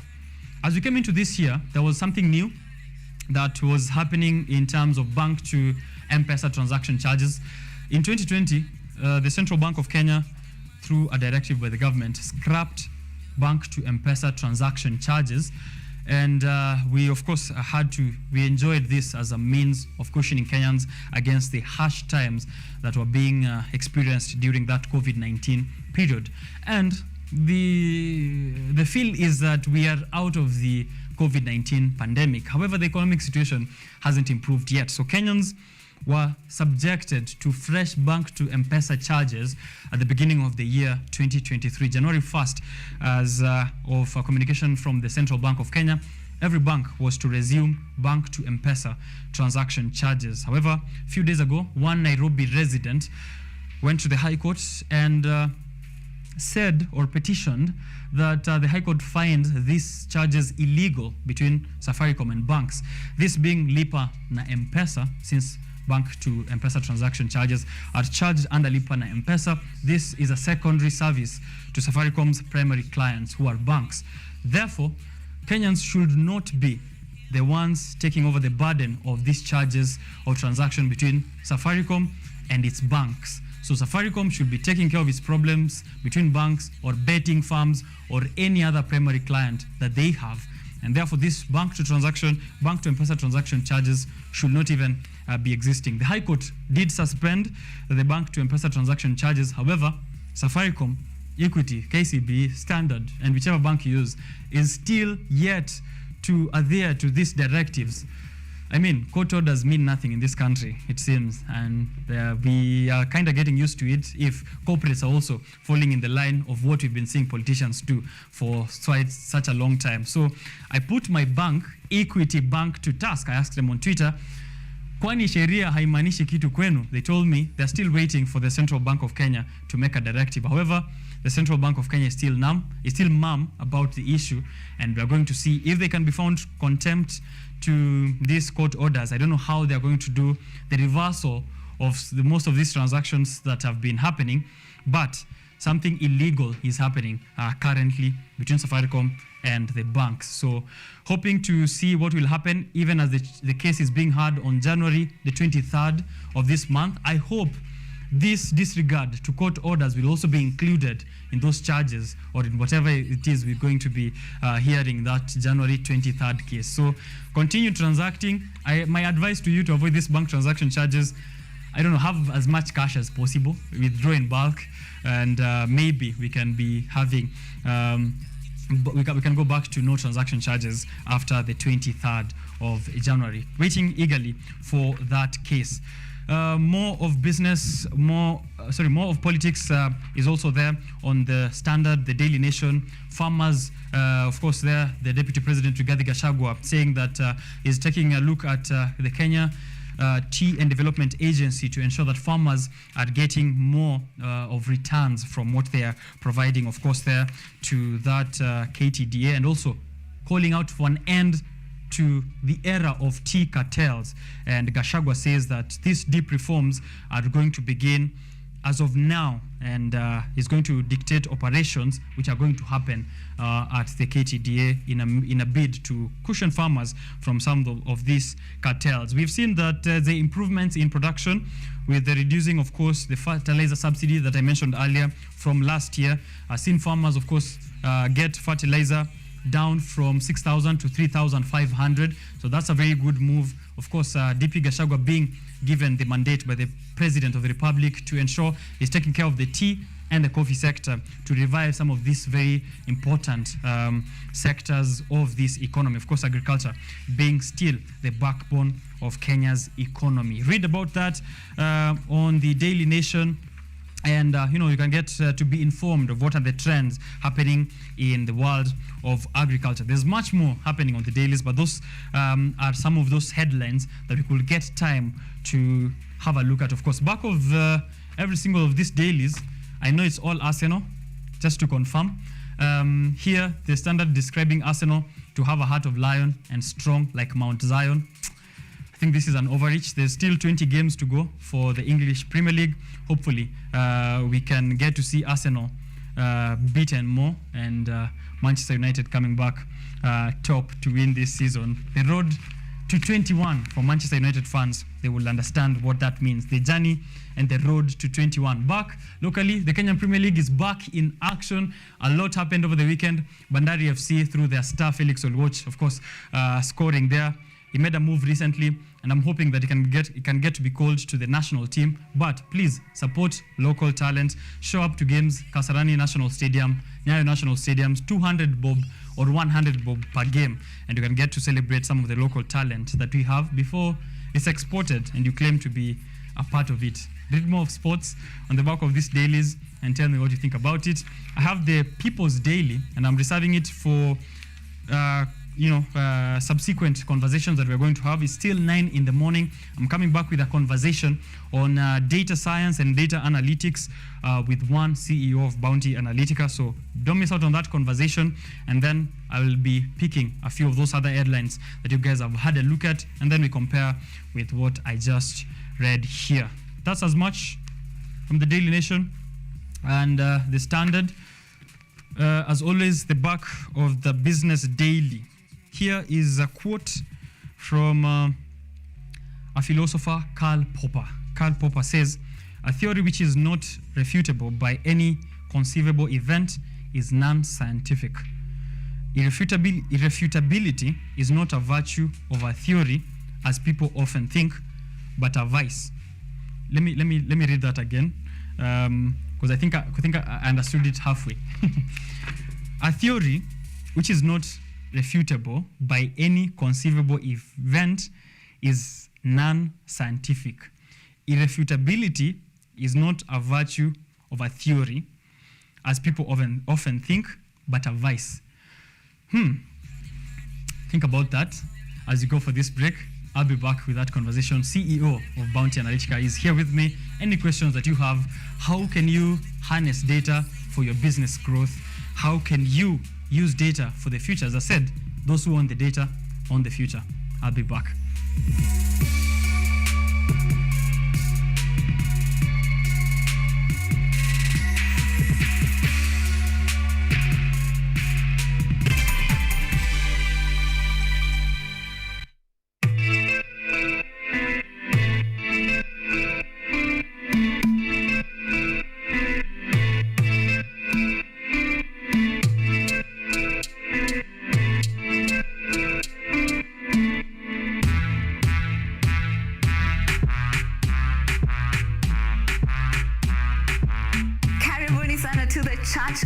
I'm your host, Esther Becky. And my name is DJ Tero. We start you off with a word of prayer and get you started with a live transformational worship experience. And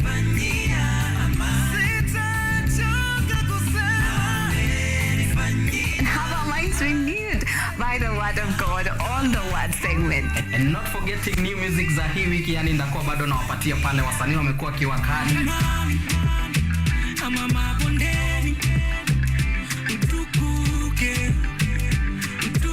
So make sure manzo tune in, because zitakuwa zina flow pia pale mixes kwa wingi, yani zitakuwa zina come through, and pia performance yani from our gospel artist hapa on Gospel Art from 7 to 10 a.m. only on OKENYE TV.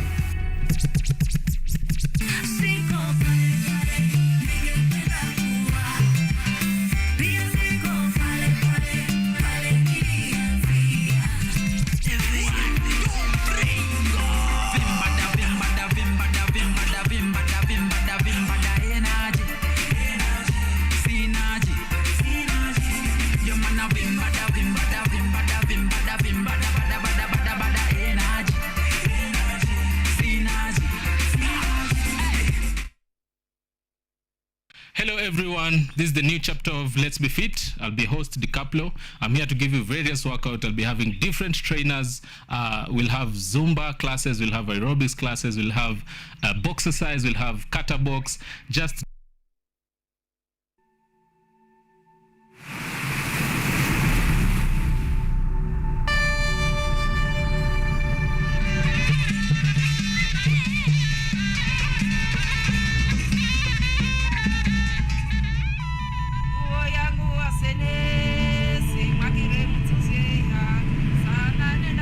Karibu kwenye mitindo ya kipwani.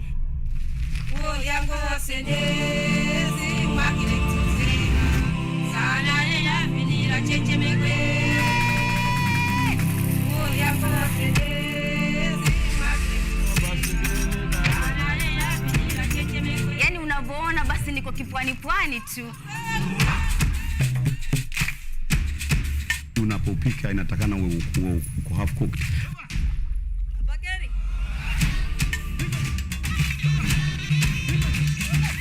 Tui ni nazi imekunwa, inawekwa kwa hii samaki juu.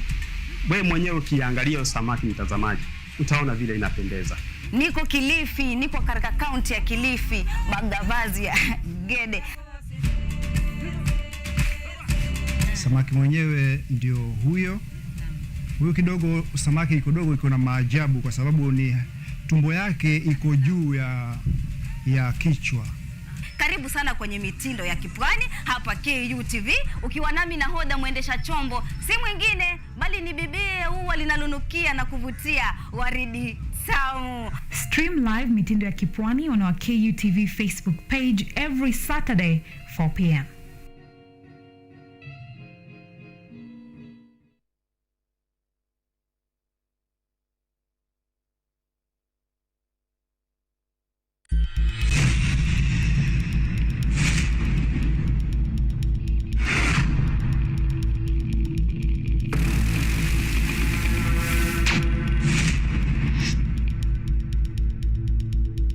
Tuesday tunakula usiku.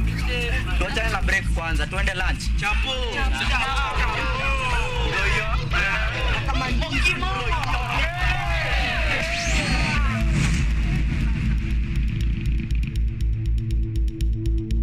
Rasha piga shada kuna giza. Siki nice tujinise weke story. Kata maji pia shada liko nasionikosa msuko si stress. Kama rende kisha basi nipe. Najua ni Mama, big up, Zade, ukiwa Adriva, big up, Sis, big up, Shows, Mama, big up, Oya, wase wote, okay, my principal, big up.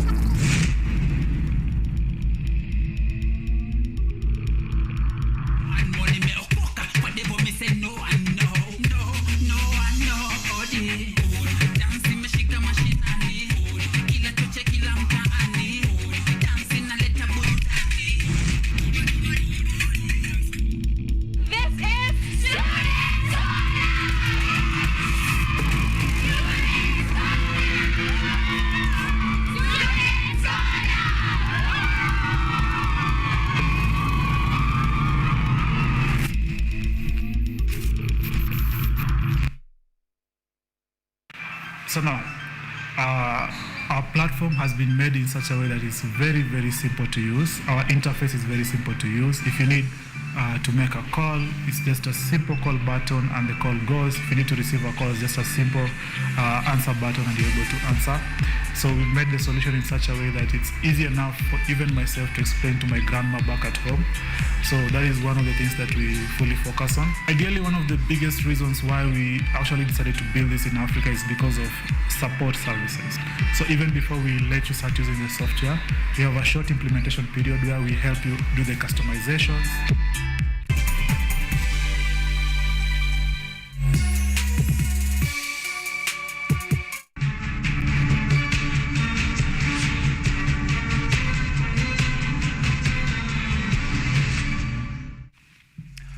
All right, so Otieno Boniface, and not the one we are used to at KUTV, who's shout out to one very able director, Otieno Boniface. But here I have with me the CEO, entrepreneur, founder, chief executive officer of Bounty Analytica, data science training. That's what they do mostly, but also providing business solutions in matters of analytics. There's much that entails data before we even get to data science, you know, and that's why it's important that now we have this conversation as we go on into the future. If you notice, the bone of contention among big tech is what kind of data do they have on users, because that's the oil, that's their currency. Facebook sells your data to advertising companies.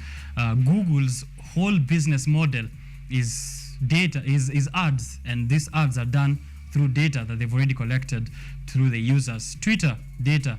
Instagram, data. Amazon, products, but data, you know. And your business, Mama Mboga, data. Wale watu wangu wanaishi wapi? Kuna biashara inakaje, returns. Data is really important for you. But when we speak about data science, people think it's extremely complex jargon that is just reserved for the people in the world of technology. You're trying to simplify it to see how you, as a young business founder, you have a small venture, how can you use data to the advantage of your business? But also, if you want to get trained in how to do in how to analyze data, in how to look at data, in how to view data as a currency and to implement it properly. That is what we are going to have here on the discussion that is set up for you here with the CEO, as I said there, of Bounty Analytica. I'm going to allow him to introduce himself first, and then we can delve more into that conversation. Welcome to the show. Thank you. Uko vipi? Niko salama sana. Mwaka mpya. Mwaka iko salama sana na we are pushing on well. Yeah? Yeah. All right, welcome to the show. Thank you. Very humble CEO. Yeah. You know, most CEOs I know will be sitting largely on this seat. No, not really. But yeah. You know, maybe introduce to us Bounty Analytica. When I hear bounty, I associate it with bounties, you know, hunting down people. Are you hunting down data? Okay. Well, we let me first maybe introduce myself. As Otieno Boniface is a statistician.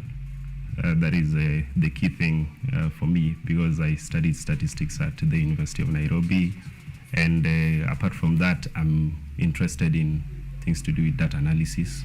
Yeah, I'm interested in things to do with research, etc. And of course, I've co-authored a paper together with Gweno Stephen. I know he is one of the people you've interviewed in the show countless times, and Oduor Kevin. Yeah. Some people that we, of course, I do look up to in terms of, because they are in a higher status in terms of career, etc. And also about... Glad to be interacting with all of you. Yeah. I think you've interacted with them countless times. Yeah. So Gweno Stephen, a good guy, yes, and Oduor Kevin. And another thing, I'm also an entrepreneur, and I think that is why I'm here in place for Bounty Analytica. Right. Now, talking about Bounty Analytica, now it stems out from my interest in data. And it started in 2021.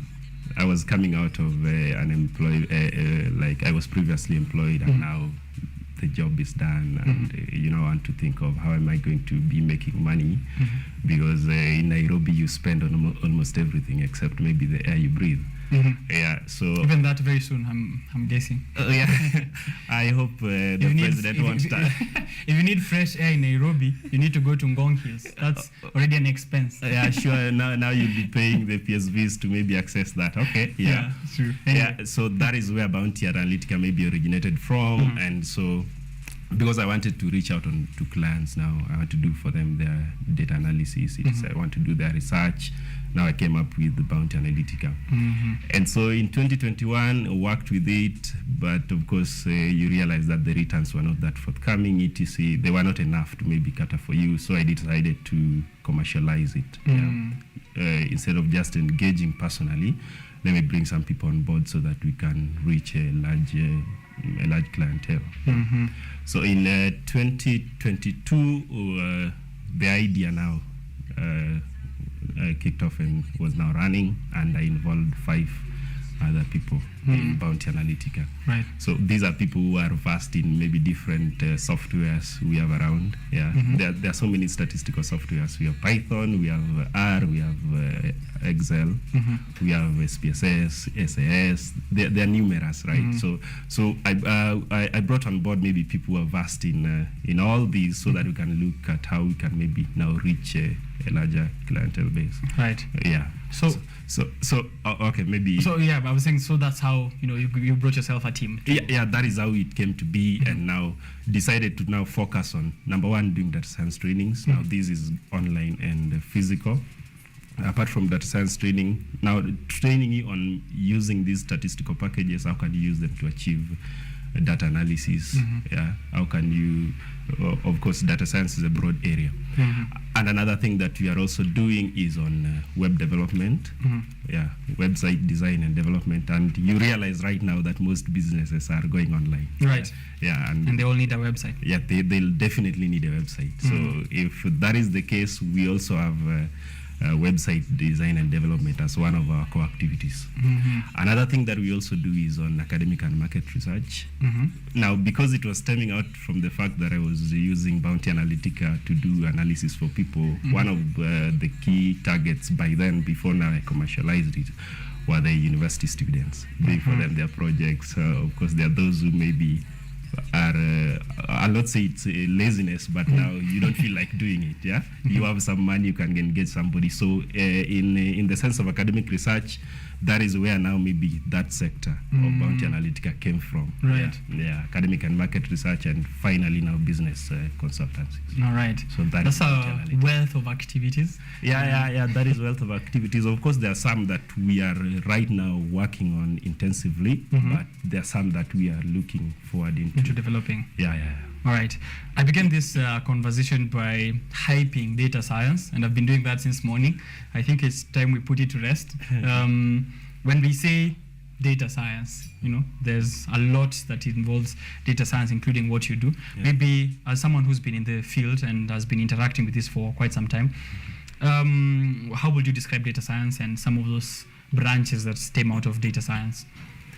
Now, I will say data science involves programming skills, involves a knowledge on statistics. Data science involves a knowledge on mathematics. Now you are combining all these things. Yeah. So data science itself involves data, involves now knowledge concerning programming skills, involves now things to do with statistics. Of course, statistics again is also a very huge field that somebody is going to maybe talk about. And so it has many branches, right? You have data mining. Of course, data mining in itself is also a career. Just getting to get the data, because somebody might be having the data, but you don't know that you have the data. So there's an expert who is now involved in mining that data, presenting it here, now giving us the raw data. So that is one of the branches. Another branch for data science is maybe artificial intelligence that people are right now are talking about. AI has been the talk of the town since November, when maybe ChatGPT was released on November 5th, I think so, and currently it has millions of subscribers using that. Another branch that we can also talk about is machine learning. Machine learning, automation, they also borrow from data, from data science as a key. And again, another branch is also now on why we are here, business analytics, etc. Businesses do collect the data. Right. That is also a branch for. There are numerous branches that we can't list. You can't list all of them. Those are the ones that are, well, let's say, most prominent. Right now, they are people are aware of them. They are interacting with them, and even if you aren't, if you don't know that you are interacting with them, you need to know. Because you are. You are interacting with them. And even. For things like machine learning and automation, there are those who play maybe these PS, etc., FIFA right now. All those things borrow from they also borrow from data science. Somebody trains maybe a machine to think about to think like you. Let me say so. You are playing maybe a FIFA game. You want to make a pass to maybe the right direction.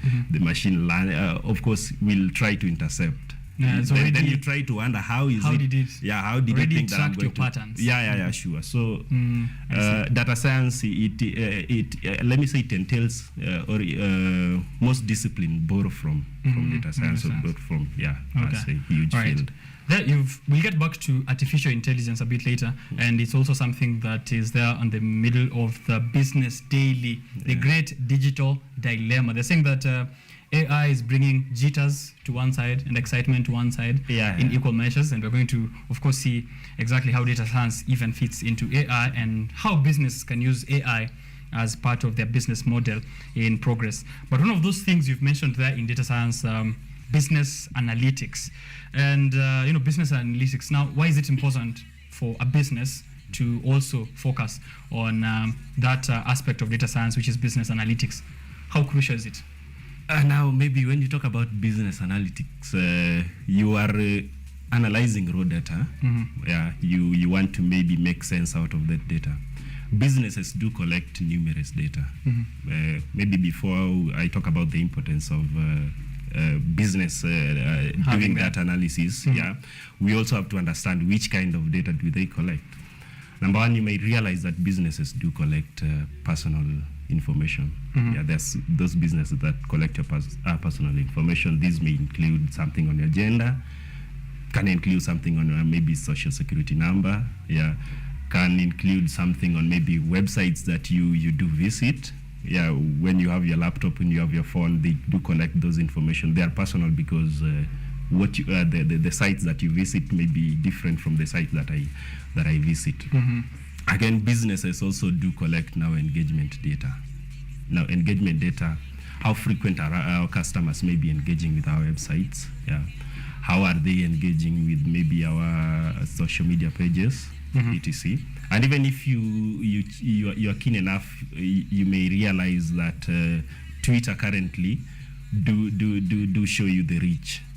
How many accounts have you reached? Yeah, initially it wasn't there. Yeah, now they have views. How many people have viewed how many people have viewed your content? There's a section in Twitter which was only available in, I think, Instagram. Yeah, and things like Google Business also do send to you maybe your monthly report telling you the number of accounts you've reached, etc. And another thing that also data that businesses do collect also is on the consumer data. Now, consumer data may be on what are the customers saying concerning maybe your products, etc. Yeah, all these. So these are the kinds of data that business do collect. Now, how do they use maybe this data? Yeah, now you have engagement data, you have the consumer data. Yes. I have all the personal data I've collected here. What do I do with it? Yeah, what do you want to do with it now? When now you analyze data concerning maybe all these things that you've brought together, you can now decide where are we going to maybe channel our ads. Yeah, for those who do advertisements, the online advertisements, etc., you have to analyze these kinds of data.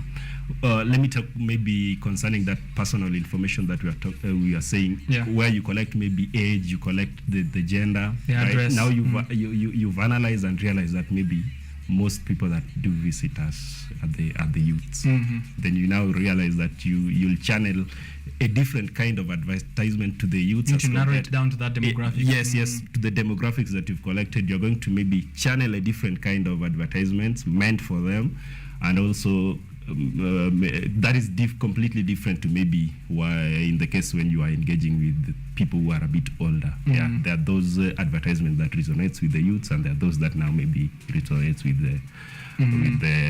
the older generation. Now, so using all these things, you're going to analyze.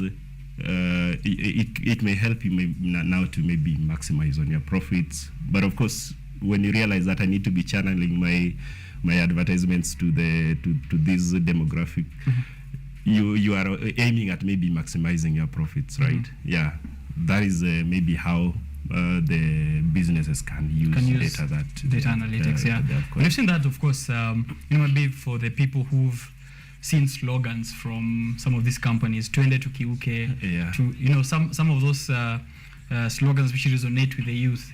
Sure. We can even using politics as an example, politicians pick the and I even saw that during the campaigns in 2022. Yeah, so when you were constantly maybe watching maybe videos concerning Azimio, you're watching videos concerning UDA, you realize that most of the advertisements that are going to be coming to you are maybe vote blue, or maybe this guy, this economist David Ndii, now writing some things explaining to you maybe the bottom up etc. So depending on maybe your interest now, YouTube now will be channeling a different kind of advertisement to you. And that is again what is happening maybe right now with the TikToks etc. There are so many complaints that China is maybe sending nonsense to us to watch, but again for them, their youths, maybe they are sending people who are making it maybe in the tech world etc. But for us, you are seeing maybe some ladies dancing nonsense, shaking what their mama did. Shaking etc. So there's a different algorithm that maybe they send to us so that the videos we are going to watch are maybe nonsense, but for those people, maybe China and maybe those other countries like USA, they're sending a different kind of algorithm. Maybe that's how they've squared down the demographic. Watu wengi hapa wa East Africa wanapenda kuona Asiad, so tuwaweke hiyo sana. Acha tuwaweke, and even let us include some upcoming Asiads. I see. Twerking etc. All right. Anyway, so that is how businesses are using analytics, including the big tech that we've been used to. So if you're, someone who's there, he's mentioned a couple of those things that you need to, of course, be having a look at as a business in terms of analytics, personal information, engagement data. As you've heard, most platforms give you that for free from Google, Twitter, Instagram. Can measure your reach in terms of views, how many accounts have engaged with that tweet, how many have taken an action. Even if you check at, if you have an Instagram story up, you can look at the number of people who visited the profile after they had a look at your story. So that's some of the free data that you have availed to you. So maybe my next question now is, how does this influence the workplace or the job opportunities of the future? Now maybe in the workplace there's a different kind of analytics that you also talk about, that is called people analytics. Yeah, this people analytics is also maybe another name, the human resource analytics. You talk about workforce analytics, that is maybe the same thing. Now within a workplace setting, the analytics you can do, let me give an example for a company maybe that engages in you have a customer care department, right? And customers do call. Yes, sure. Maybe talking about your products, etc. And now you want to analyze how are the customer care representatives responding to these people. Are the customers going back satisfied, or are the customers going out dissatisfied? Yeah, that is for maybe a customer care service department. And so maybe when a company has data analysts, what they can do in this case is to review maybe recorded calls. Yeah, you want to see the keywords that are coming out of these calls. What is the information that these customers are coming out with? Are they dissatisfied, etc.? Yeah, so there are some keywords that you can maybe pick out from the call, the recorded call. You select maybe some few calls here and there, yeah, and get the keywords, group them. Are these customers dissatisfied, etc.? Now from there you can analyze, is our customer care representative doing a good work, or is our customer care representative maybe need some coaching? Is this customer care representative, we need to do away with him completely, him or her completely? Yeah, that is now people analytics. In the workplace. In the workplace. So that will influence maybe a decision by the business to hire, to maybe drop one a customer care representative, depending on the work that you're putting forward. If it's substandard, of course, you need to, because nobody wants to lose the customers. A customer is is the treasure, let me say so, of the business. Of the business. And so in the workplace, data analysts can do that. That is just an example that I've given maybe on the customer care department. Yeah, and again also in the workplace, data can influence how now you are going to retain maybe your customers? Are you going to maybe fire maybe your employees, etc.? So data analytics influence it maybe that way. And it also maybe you can do a data analysis to check why are maybe people leaving my workplace. My workplace, yeah. Retaining rate is low. Yeah, the rate of retention is a bit low. Why are people maybe leaving this? So from this you get to understand maybe the issues that maybe your people have, and it will inform your decision now next time maybe when you're hiring. Right? That is now maybe how let me say business analytics, etc. now can influence the workplace. Okay. Yeah. So now you've of course been interacting with data for quite some time. Someone who's providing training for data science, web development, and all of this. What are some of these job opportunities that are arising out of data and data science, and of course including every other branch that is beneath data science? Some of those opportunities that after you train the data scientists, they go out and get to place themselves in. Okay, so in our first program, what we focused on was to impart data analysis skills to the students. You realize that maybe for you to maybe learn something like Python, it can take you ages. Yeah, it can take you years to fully say that maybe, okay, I'm okay in something like Python, in something like R, because there are things that are subsequent to changes each and every time. Especially in technology. In technology, each and every month maybe, or maybe after 6 months, there is a new version that is released. Now, when a new version is released, it comes with you need to learn other things altogether. So what we focused on in our programs was to, that is on the data science training that we did, was to impart now data analysis skills to our students. So the opportunities that now are after they are done with our courses, that they can check into the data analysis jobs. There are numerous data entry jobs, right? But again, data analysis depends on various fields. There are those who can now apply in the finance sectors because data is, let me say, everywhere. Yeah. So that is the skills that they come out with from our trainings. Right. Yeah. And again, the concerning maybe the web development part, you come out as a web. You can do back end, you can do front end development. Yeah. So that is also another key area that people are tapping into, because as I mentioned initially, is that most businesses are going online. Yeah. And the fact that they are going online, they'll need people to do their analytics that we talked about, the kinds of data that businesses do collect, etc. Yeah. So that is the skill that we are imparting to the students. So if you have maybe data analysis skills, that numerous data analysis that you can do. It can be in the finance sector, it can be in the health sector, even consultancy. Yeah, even consultancy basically. Right.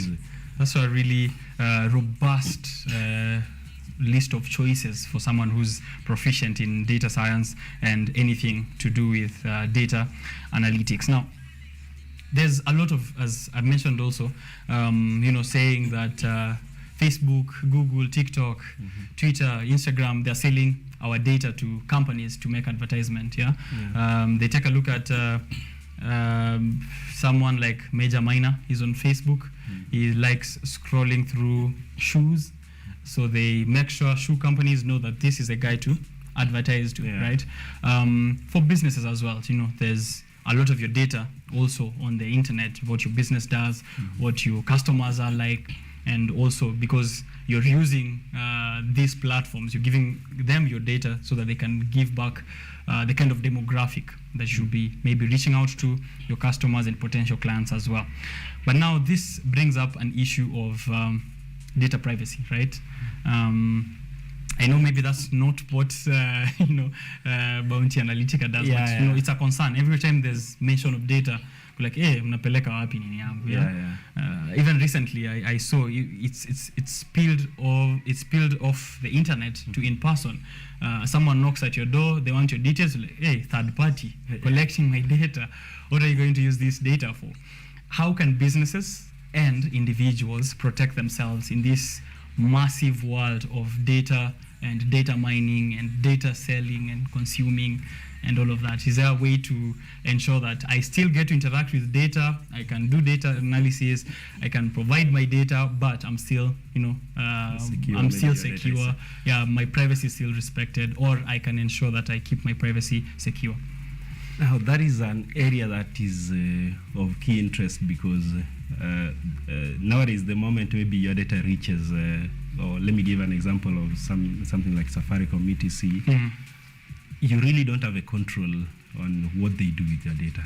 Yeah, you've signed it off. You've signed it off. That is why you get to realize that there are those people who maybe sent you advertisement concerning just some private numbers texting you, etc., and then you wonder, where did these people maybe get my contact? Yeah, I can randomly look at my text messages, and I'm sure I don't know who I don't know who Chums is, but he has a text to me advertising something, another restaurant, and even these betting sites, you've never maybe engaged in betting, but you still get a betting, but you get an advertisement from something like Betika, etc., or I don't know. There are those numerous betting companies that I might lose count of. So it is really difficult to say that we can have a control of our data. That's scary, bro, to say. Yeah, it's scary, but it's the real fact, right? Because how are you going to maybe tell Safaricom that don't issue out my number to somebody else who want to maybe do advertisements with you? That's not possible. It's you already signed off the terms. You signed, yeah. When you are logging into maybe a website, etc. You did not maybe read even the terms and conditions, and I also think they do include things on data privacy, etc. It is data privacy, but your data is not private. That is the real fact. Your data can never be private. The moment you log in online, etc., your data is not private. Bro, when you say it like that, I feel like deleting everything I have online. No, it's that is it. But now, when it comes to maybe logging into these sites, maybe one of the things that you can do is to prevent maybe your data losses. Number one, the simple one for individuals, just have a strong password, etc. Yeah, there is a site that do check on the strength of your password. You can Google how secure is my password. You just Google how secure is my password. Then now test your passwords. It will tell you maybe how long it can take you to crack your password, because there are those people outside there who is interested in cracking your password so that they can get access to maybe your health, not really your health, but just your information. Health, financial, financial, etc. And that is the cybercrime issue that is currently being also talked about, etc. Yeah. So number one, for just a simple one, ensuring maybe that your password is strong enough not to be cracked. Yeah, because if somebody is using maybe your date of birth as a password. That's easy. That can be cracked in milliseconds. Yeah, but now within that site you can check on how you can permute maybe your password so that it can take a long time to crack. Right. So number one, strength of your password, and again, businesses do need to do cyber security checks every now and then. You do the audits, right? You do check where you need to check maybe where there are gaps that somebody can hack into your system, where the strengths, where the weaknesses, right? So that you constantly improve on the same. Because without maybe doing the audits, you are vulnerable. You may not realize where somebody can access your information. Can we get data protection officers who are trained in data science? Yeah, there are. There are people who are trained to protect, to talk about maybe your data protection. And to help you put measures. Which is again maybe an area that I have not pursued, but there is. And I think it's a course. Right. Yeah, the data protection, and there are officers that do regulate that, and now talk to those people whom you've maybe sold your data information. Yeah, there is rules on maybe how somebody can now use your data. Before selling it maybe out to a third party, they need to maybe engage you. But again, that is something that is not happening because let me talk about Safaricom or Airtel, etc. Data privacy laws are very weak. They cannot call you to maybe tell you that I want to give out your number to SportPesa. Should I do so? And maybe SportPesa is giving them money. Yeah. So for that, there are people who are trained to ensure that, or maybe to safeguard to talk about safeguarding your data. Yeah, but I doubt whether they. I think people should also read the fine print when they are ticking off. I have agreed. We never read any of that. I also never do, because most of us have resonated to the fact that. They're gonna steal it anyway. Yeah, they're gonna use it anyway. Okay.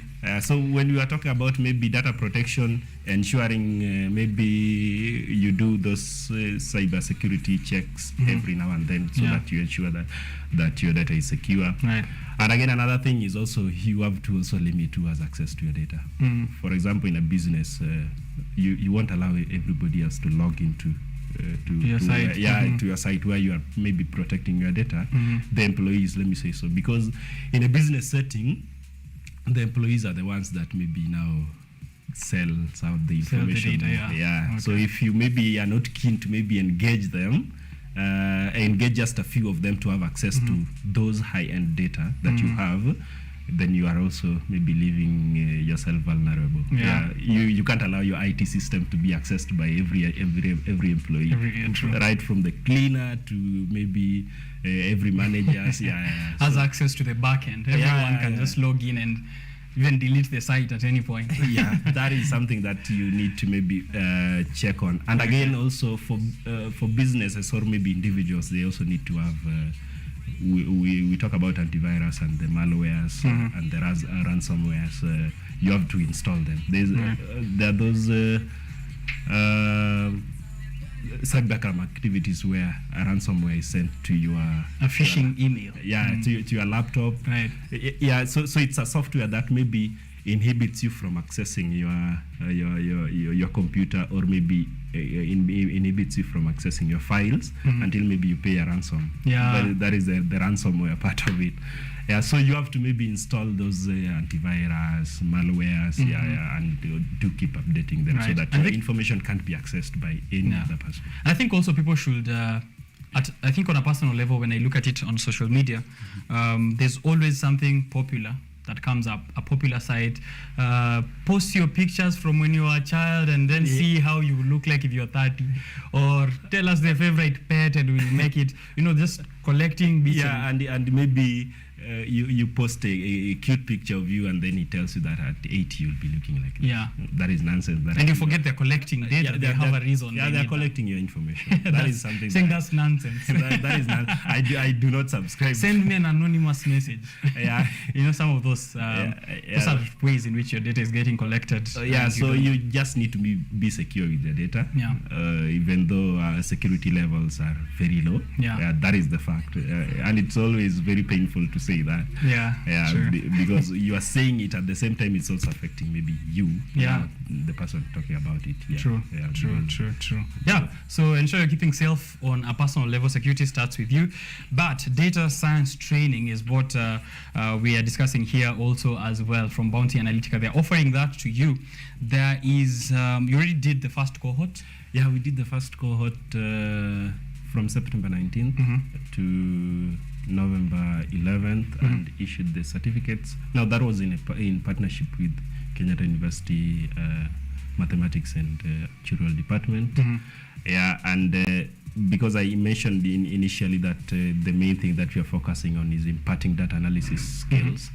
Now we train you on how you can use R, how you can use Python, and how you can maybe use Excel to achieve the same thing, right? Because if we decide to now, we want to do Python as a whole course, that will take absolutely long time. And again, the fact that we are dealing with students, you realize there's this term comrades. Comrades are one person. Price your comrades. Price your comrades. So you can't charge comrades very high, because nobody is going to do it. True. Because right now we are saying that everybody is talking about data. Yeah, we are generating numerous data every day. Yeah, and this data requires analysts, requires the engineers, those who are going to maybe do the EDS on those data. Yeah. Okay. Yeah, so that is what we did in the first program, and we tackled advanced Excel, we tackled Python, we tackled R and SQL. And SPSS. SQL. Is it SQL, SQL, query, language? Yeah. It depends on maybe how you want to say it, but SQL or SQL makes sense. Yeah. All right. You have a second cohort now, 23rd of January to 17th of March 2023 is when the training is going to happen. Maybe the application process, as you said, comrade price ni pesa ngapi? Now the application process, we have a link that you sign, and then so that we have your information. Where's the link? We have your information on our database. Maybe I'll share it with you. Okay. Yeah. Or again, you can even access it through our website. Okay. Yeah, because at bountyanalytica.com. Yeah, www.bountyanalytica website. Yeah.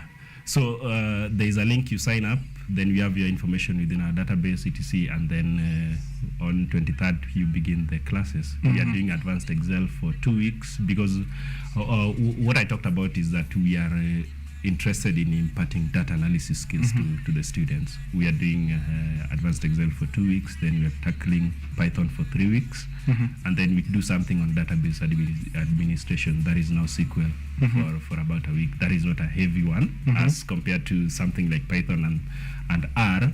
So after SQL for that 1 week, we are going to do R for 3 weeks. Right. Yeah. So this is a total of 7 weeks.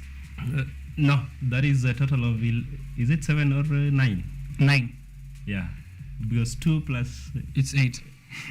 Not 8. Hesabu, kuna mtu wa math kwetu. It's not 8. 3, it's 9 weeks. Oh, okay. Yeah, all right. 2 for advanced Excel, 1 for SQL, that is 3 for R, and 3 for Python. Okay. All right, that's 9. That is 9 weeks. Okay, yeah, that's true. Sorry, mom. Yeah, so for the cost is just 3,500 for the regular students. Yeah, but for those the alumnus, the alumni, we'll charge it at 4,500. All right, 3,500 Kenyan shillings, as you can see on the screen, for KU students, and for corporates like myself. Yeah. We pay 4,500 Kenyan shillings so for that program. That fee is low because we are dealing with students. Now, when you realize that if you are coming outside and now you want to engage us on personal basis, we are going to charge you something that is very high for just one just one course. Yeah, yes. That's true. And it will also take a longer time because now we are doing it at a self-paced learning with you. Yeah. So when you maybe decide to not to do it this time and maybe engage us after this program ends, you're going to pay millions. So beware. Beware. So sign up right now. So Okay. that maybe, Sign up while it's cheap. Yeah, while it's cheap. Yeah, true. Thank you very much for having this conversation with us. Yeah. There's so much we can speak about in data science. How do we keep up? How do we use it for our business? I had already given you here. Of course, something on I read on AI. Yeah. How do we use AI? How do we integrate it? But because of time, I don't think we'll be able to delve much more into the details. But I'm hoping, of course, as you do the training, maybe ukifika kwa karibu na mwisho tulete one of the students and you come along with them. I think that is what we'll do, and we'll have these conversations countless times. So because data glad is, to hear that. Yeah, Data because is vast. Data is vast, and it requires time to maybe talk about too many things. Yeah, because you realize that right now we just maybe brushed over a few of them. True. And it focused on the business analytics part. Okay. Thank you very much, Boniface Otieno. That's the CEO and founder of Bounty Analytica. And even before maybe leaving, those who may want to reach out Of to course. us. Yeah. Sure thing. That's your camera. Just shine, bro. Oh, okay. So if you want to maybe reach out to us, you can check our website, www.bountyanalytica.com. We are also available on all social media platforms at Bounty Analytica, Facebook, Twitter, WhatsApp, and even Instagram. And if you want to maybe reach out to me personally, my contacts are 0700513436. Yeah, that is the main contact that I do engage. If you don't get any of those contacts, we're uploading the conversation on YouTube, so you can go and check it there. That is the conversation on data today, but we'll be back with another because, as we said, data is the future, and those who own it own the future. I'll be back Biashara Tuesday, 9:51 in the morning, coming to read your feedback. Alafu tunaweza round up. Stay with us.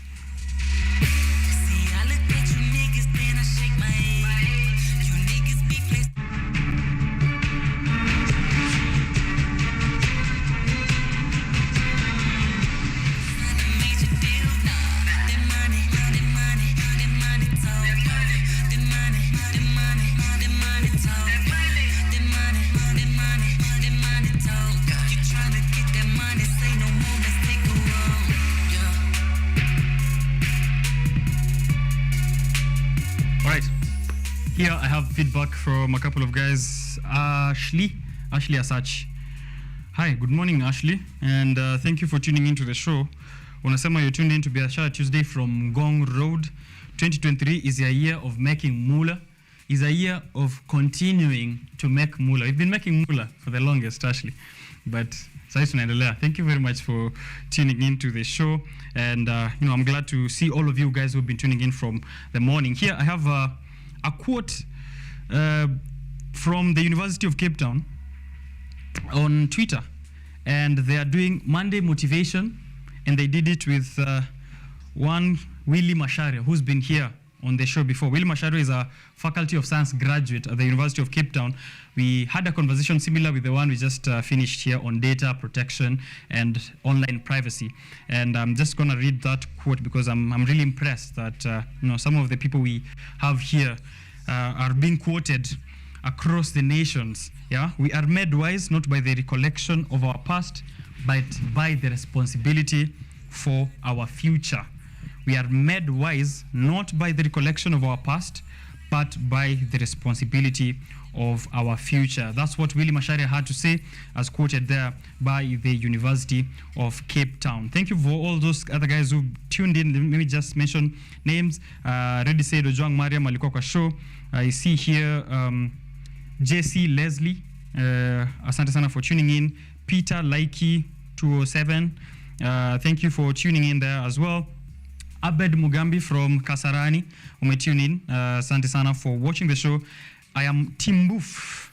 I am Tim Boof. Asante sana for tuning in to the show. We've had an amazing engagement with the guys from Mentor.Africa. Check them out. They're providing mentorship to primary school kids and high school kids, and also Form 4 leavers, giving them some footing into the world in that gap year before they join campus. But also be checking out, if you're a campus student, be checking out Bounty Analytica. Kenyatta University students are encouraged to apply through the website and get that training on data science that is beginning on the 23rd of January all the way to March. So once you make that application, we'd love also to have you here when you finish it. So it's an exciting opportunity for you. But as I said, data is the future. So be looking out for all the developments that are happening in the world of technology and infusing them with your business. If you're a young business founder, unajua kwamba saizi the things you need to be incorporating is data and technology. Don't miss out on that. I'll be collecting more during the week and then coming back next week on Tuesday. But before I come back, there will be Monday Art and Culture with Karen Blessing on KUTV Rise Today. And then Tuesday, I come here with business on Biashara Tuesday. As I always say, if you want to have breakfast in bed, sleep in the kitchen. I'll see you.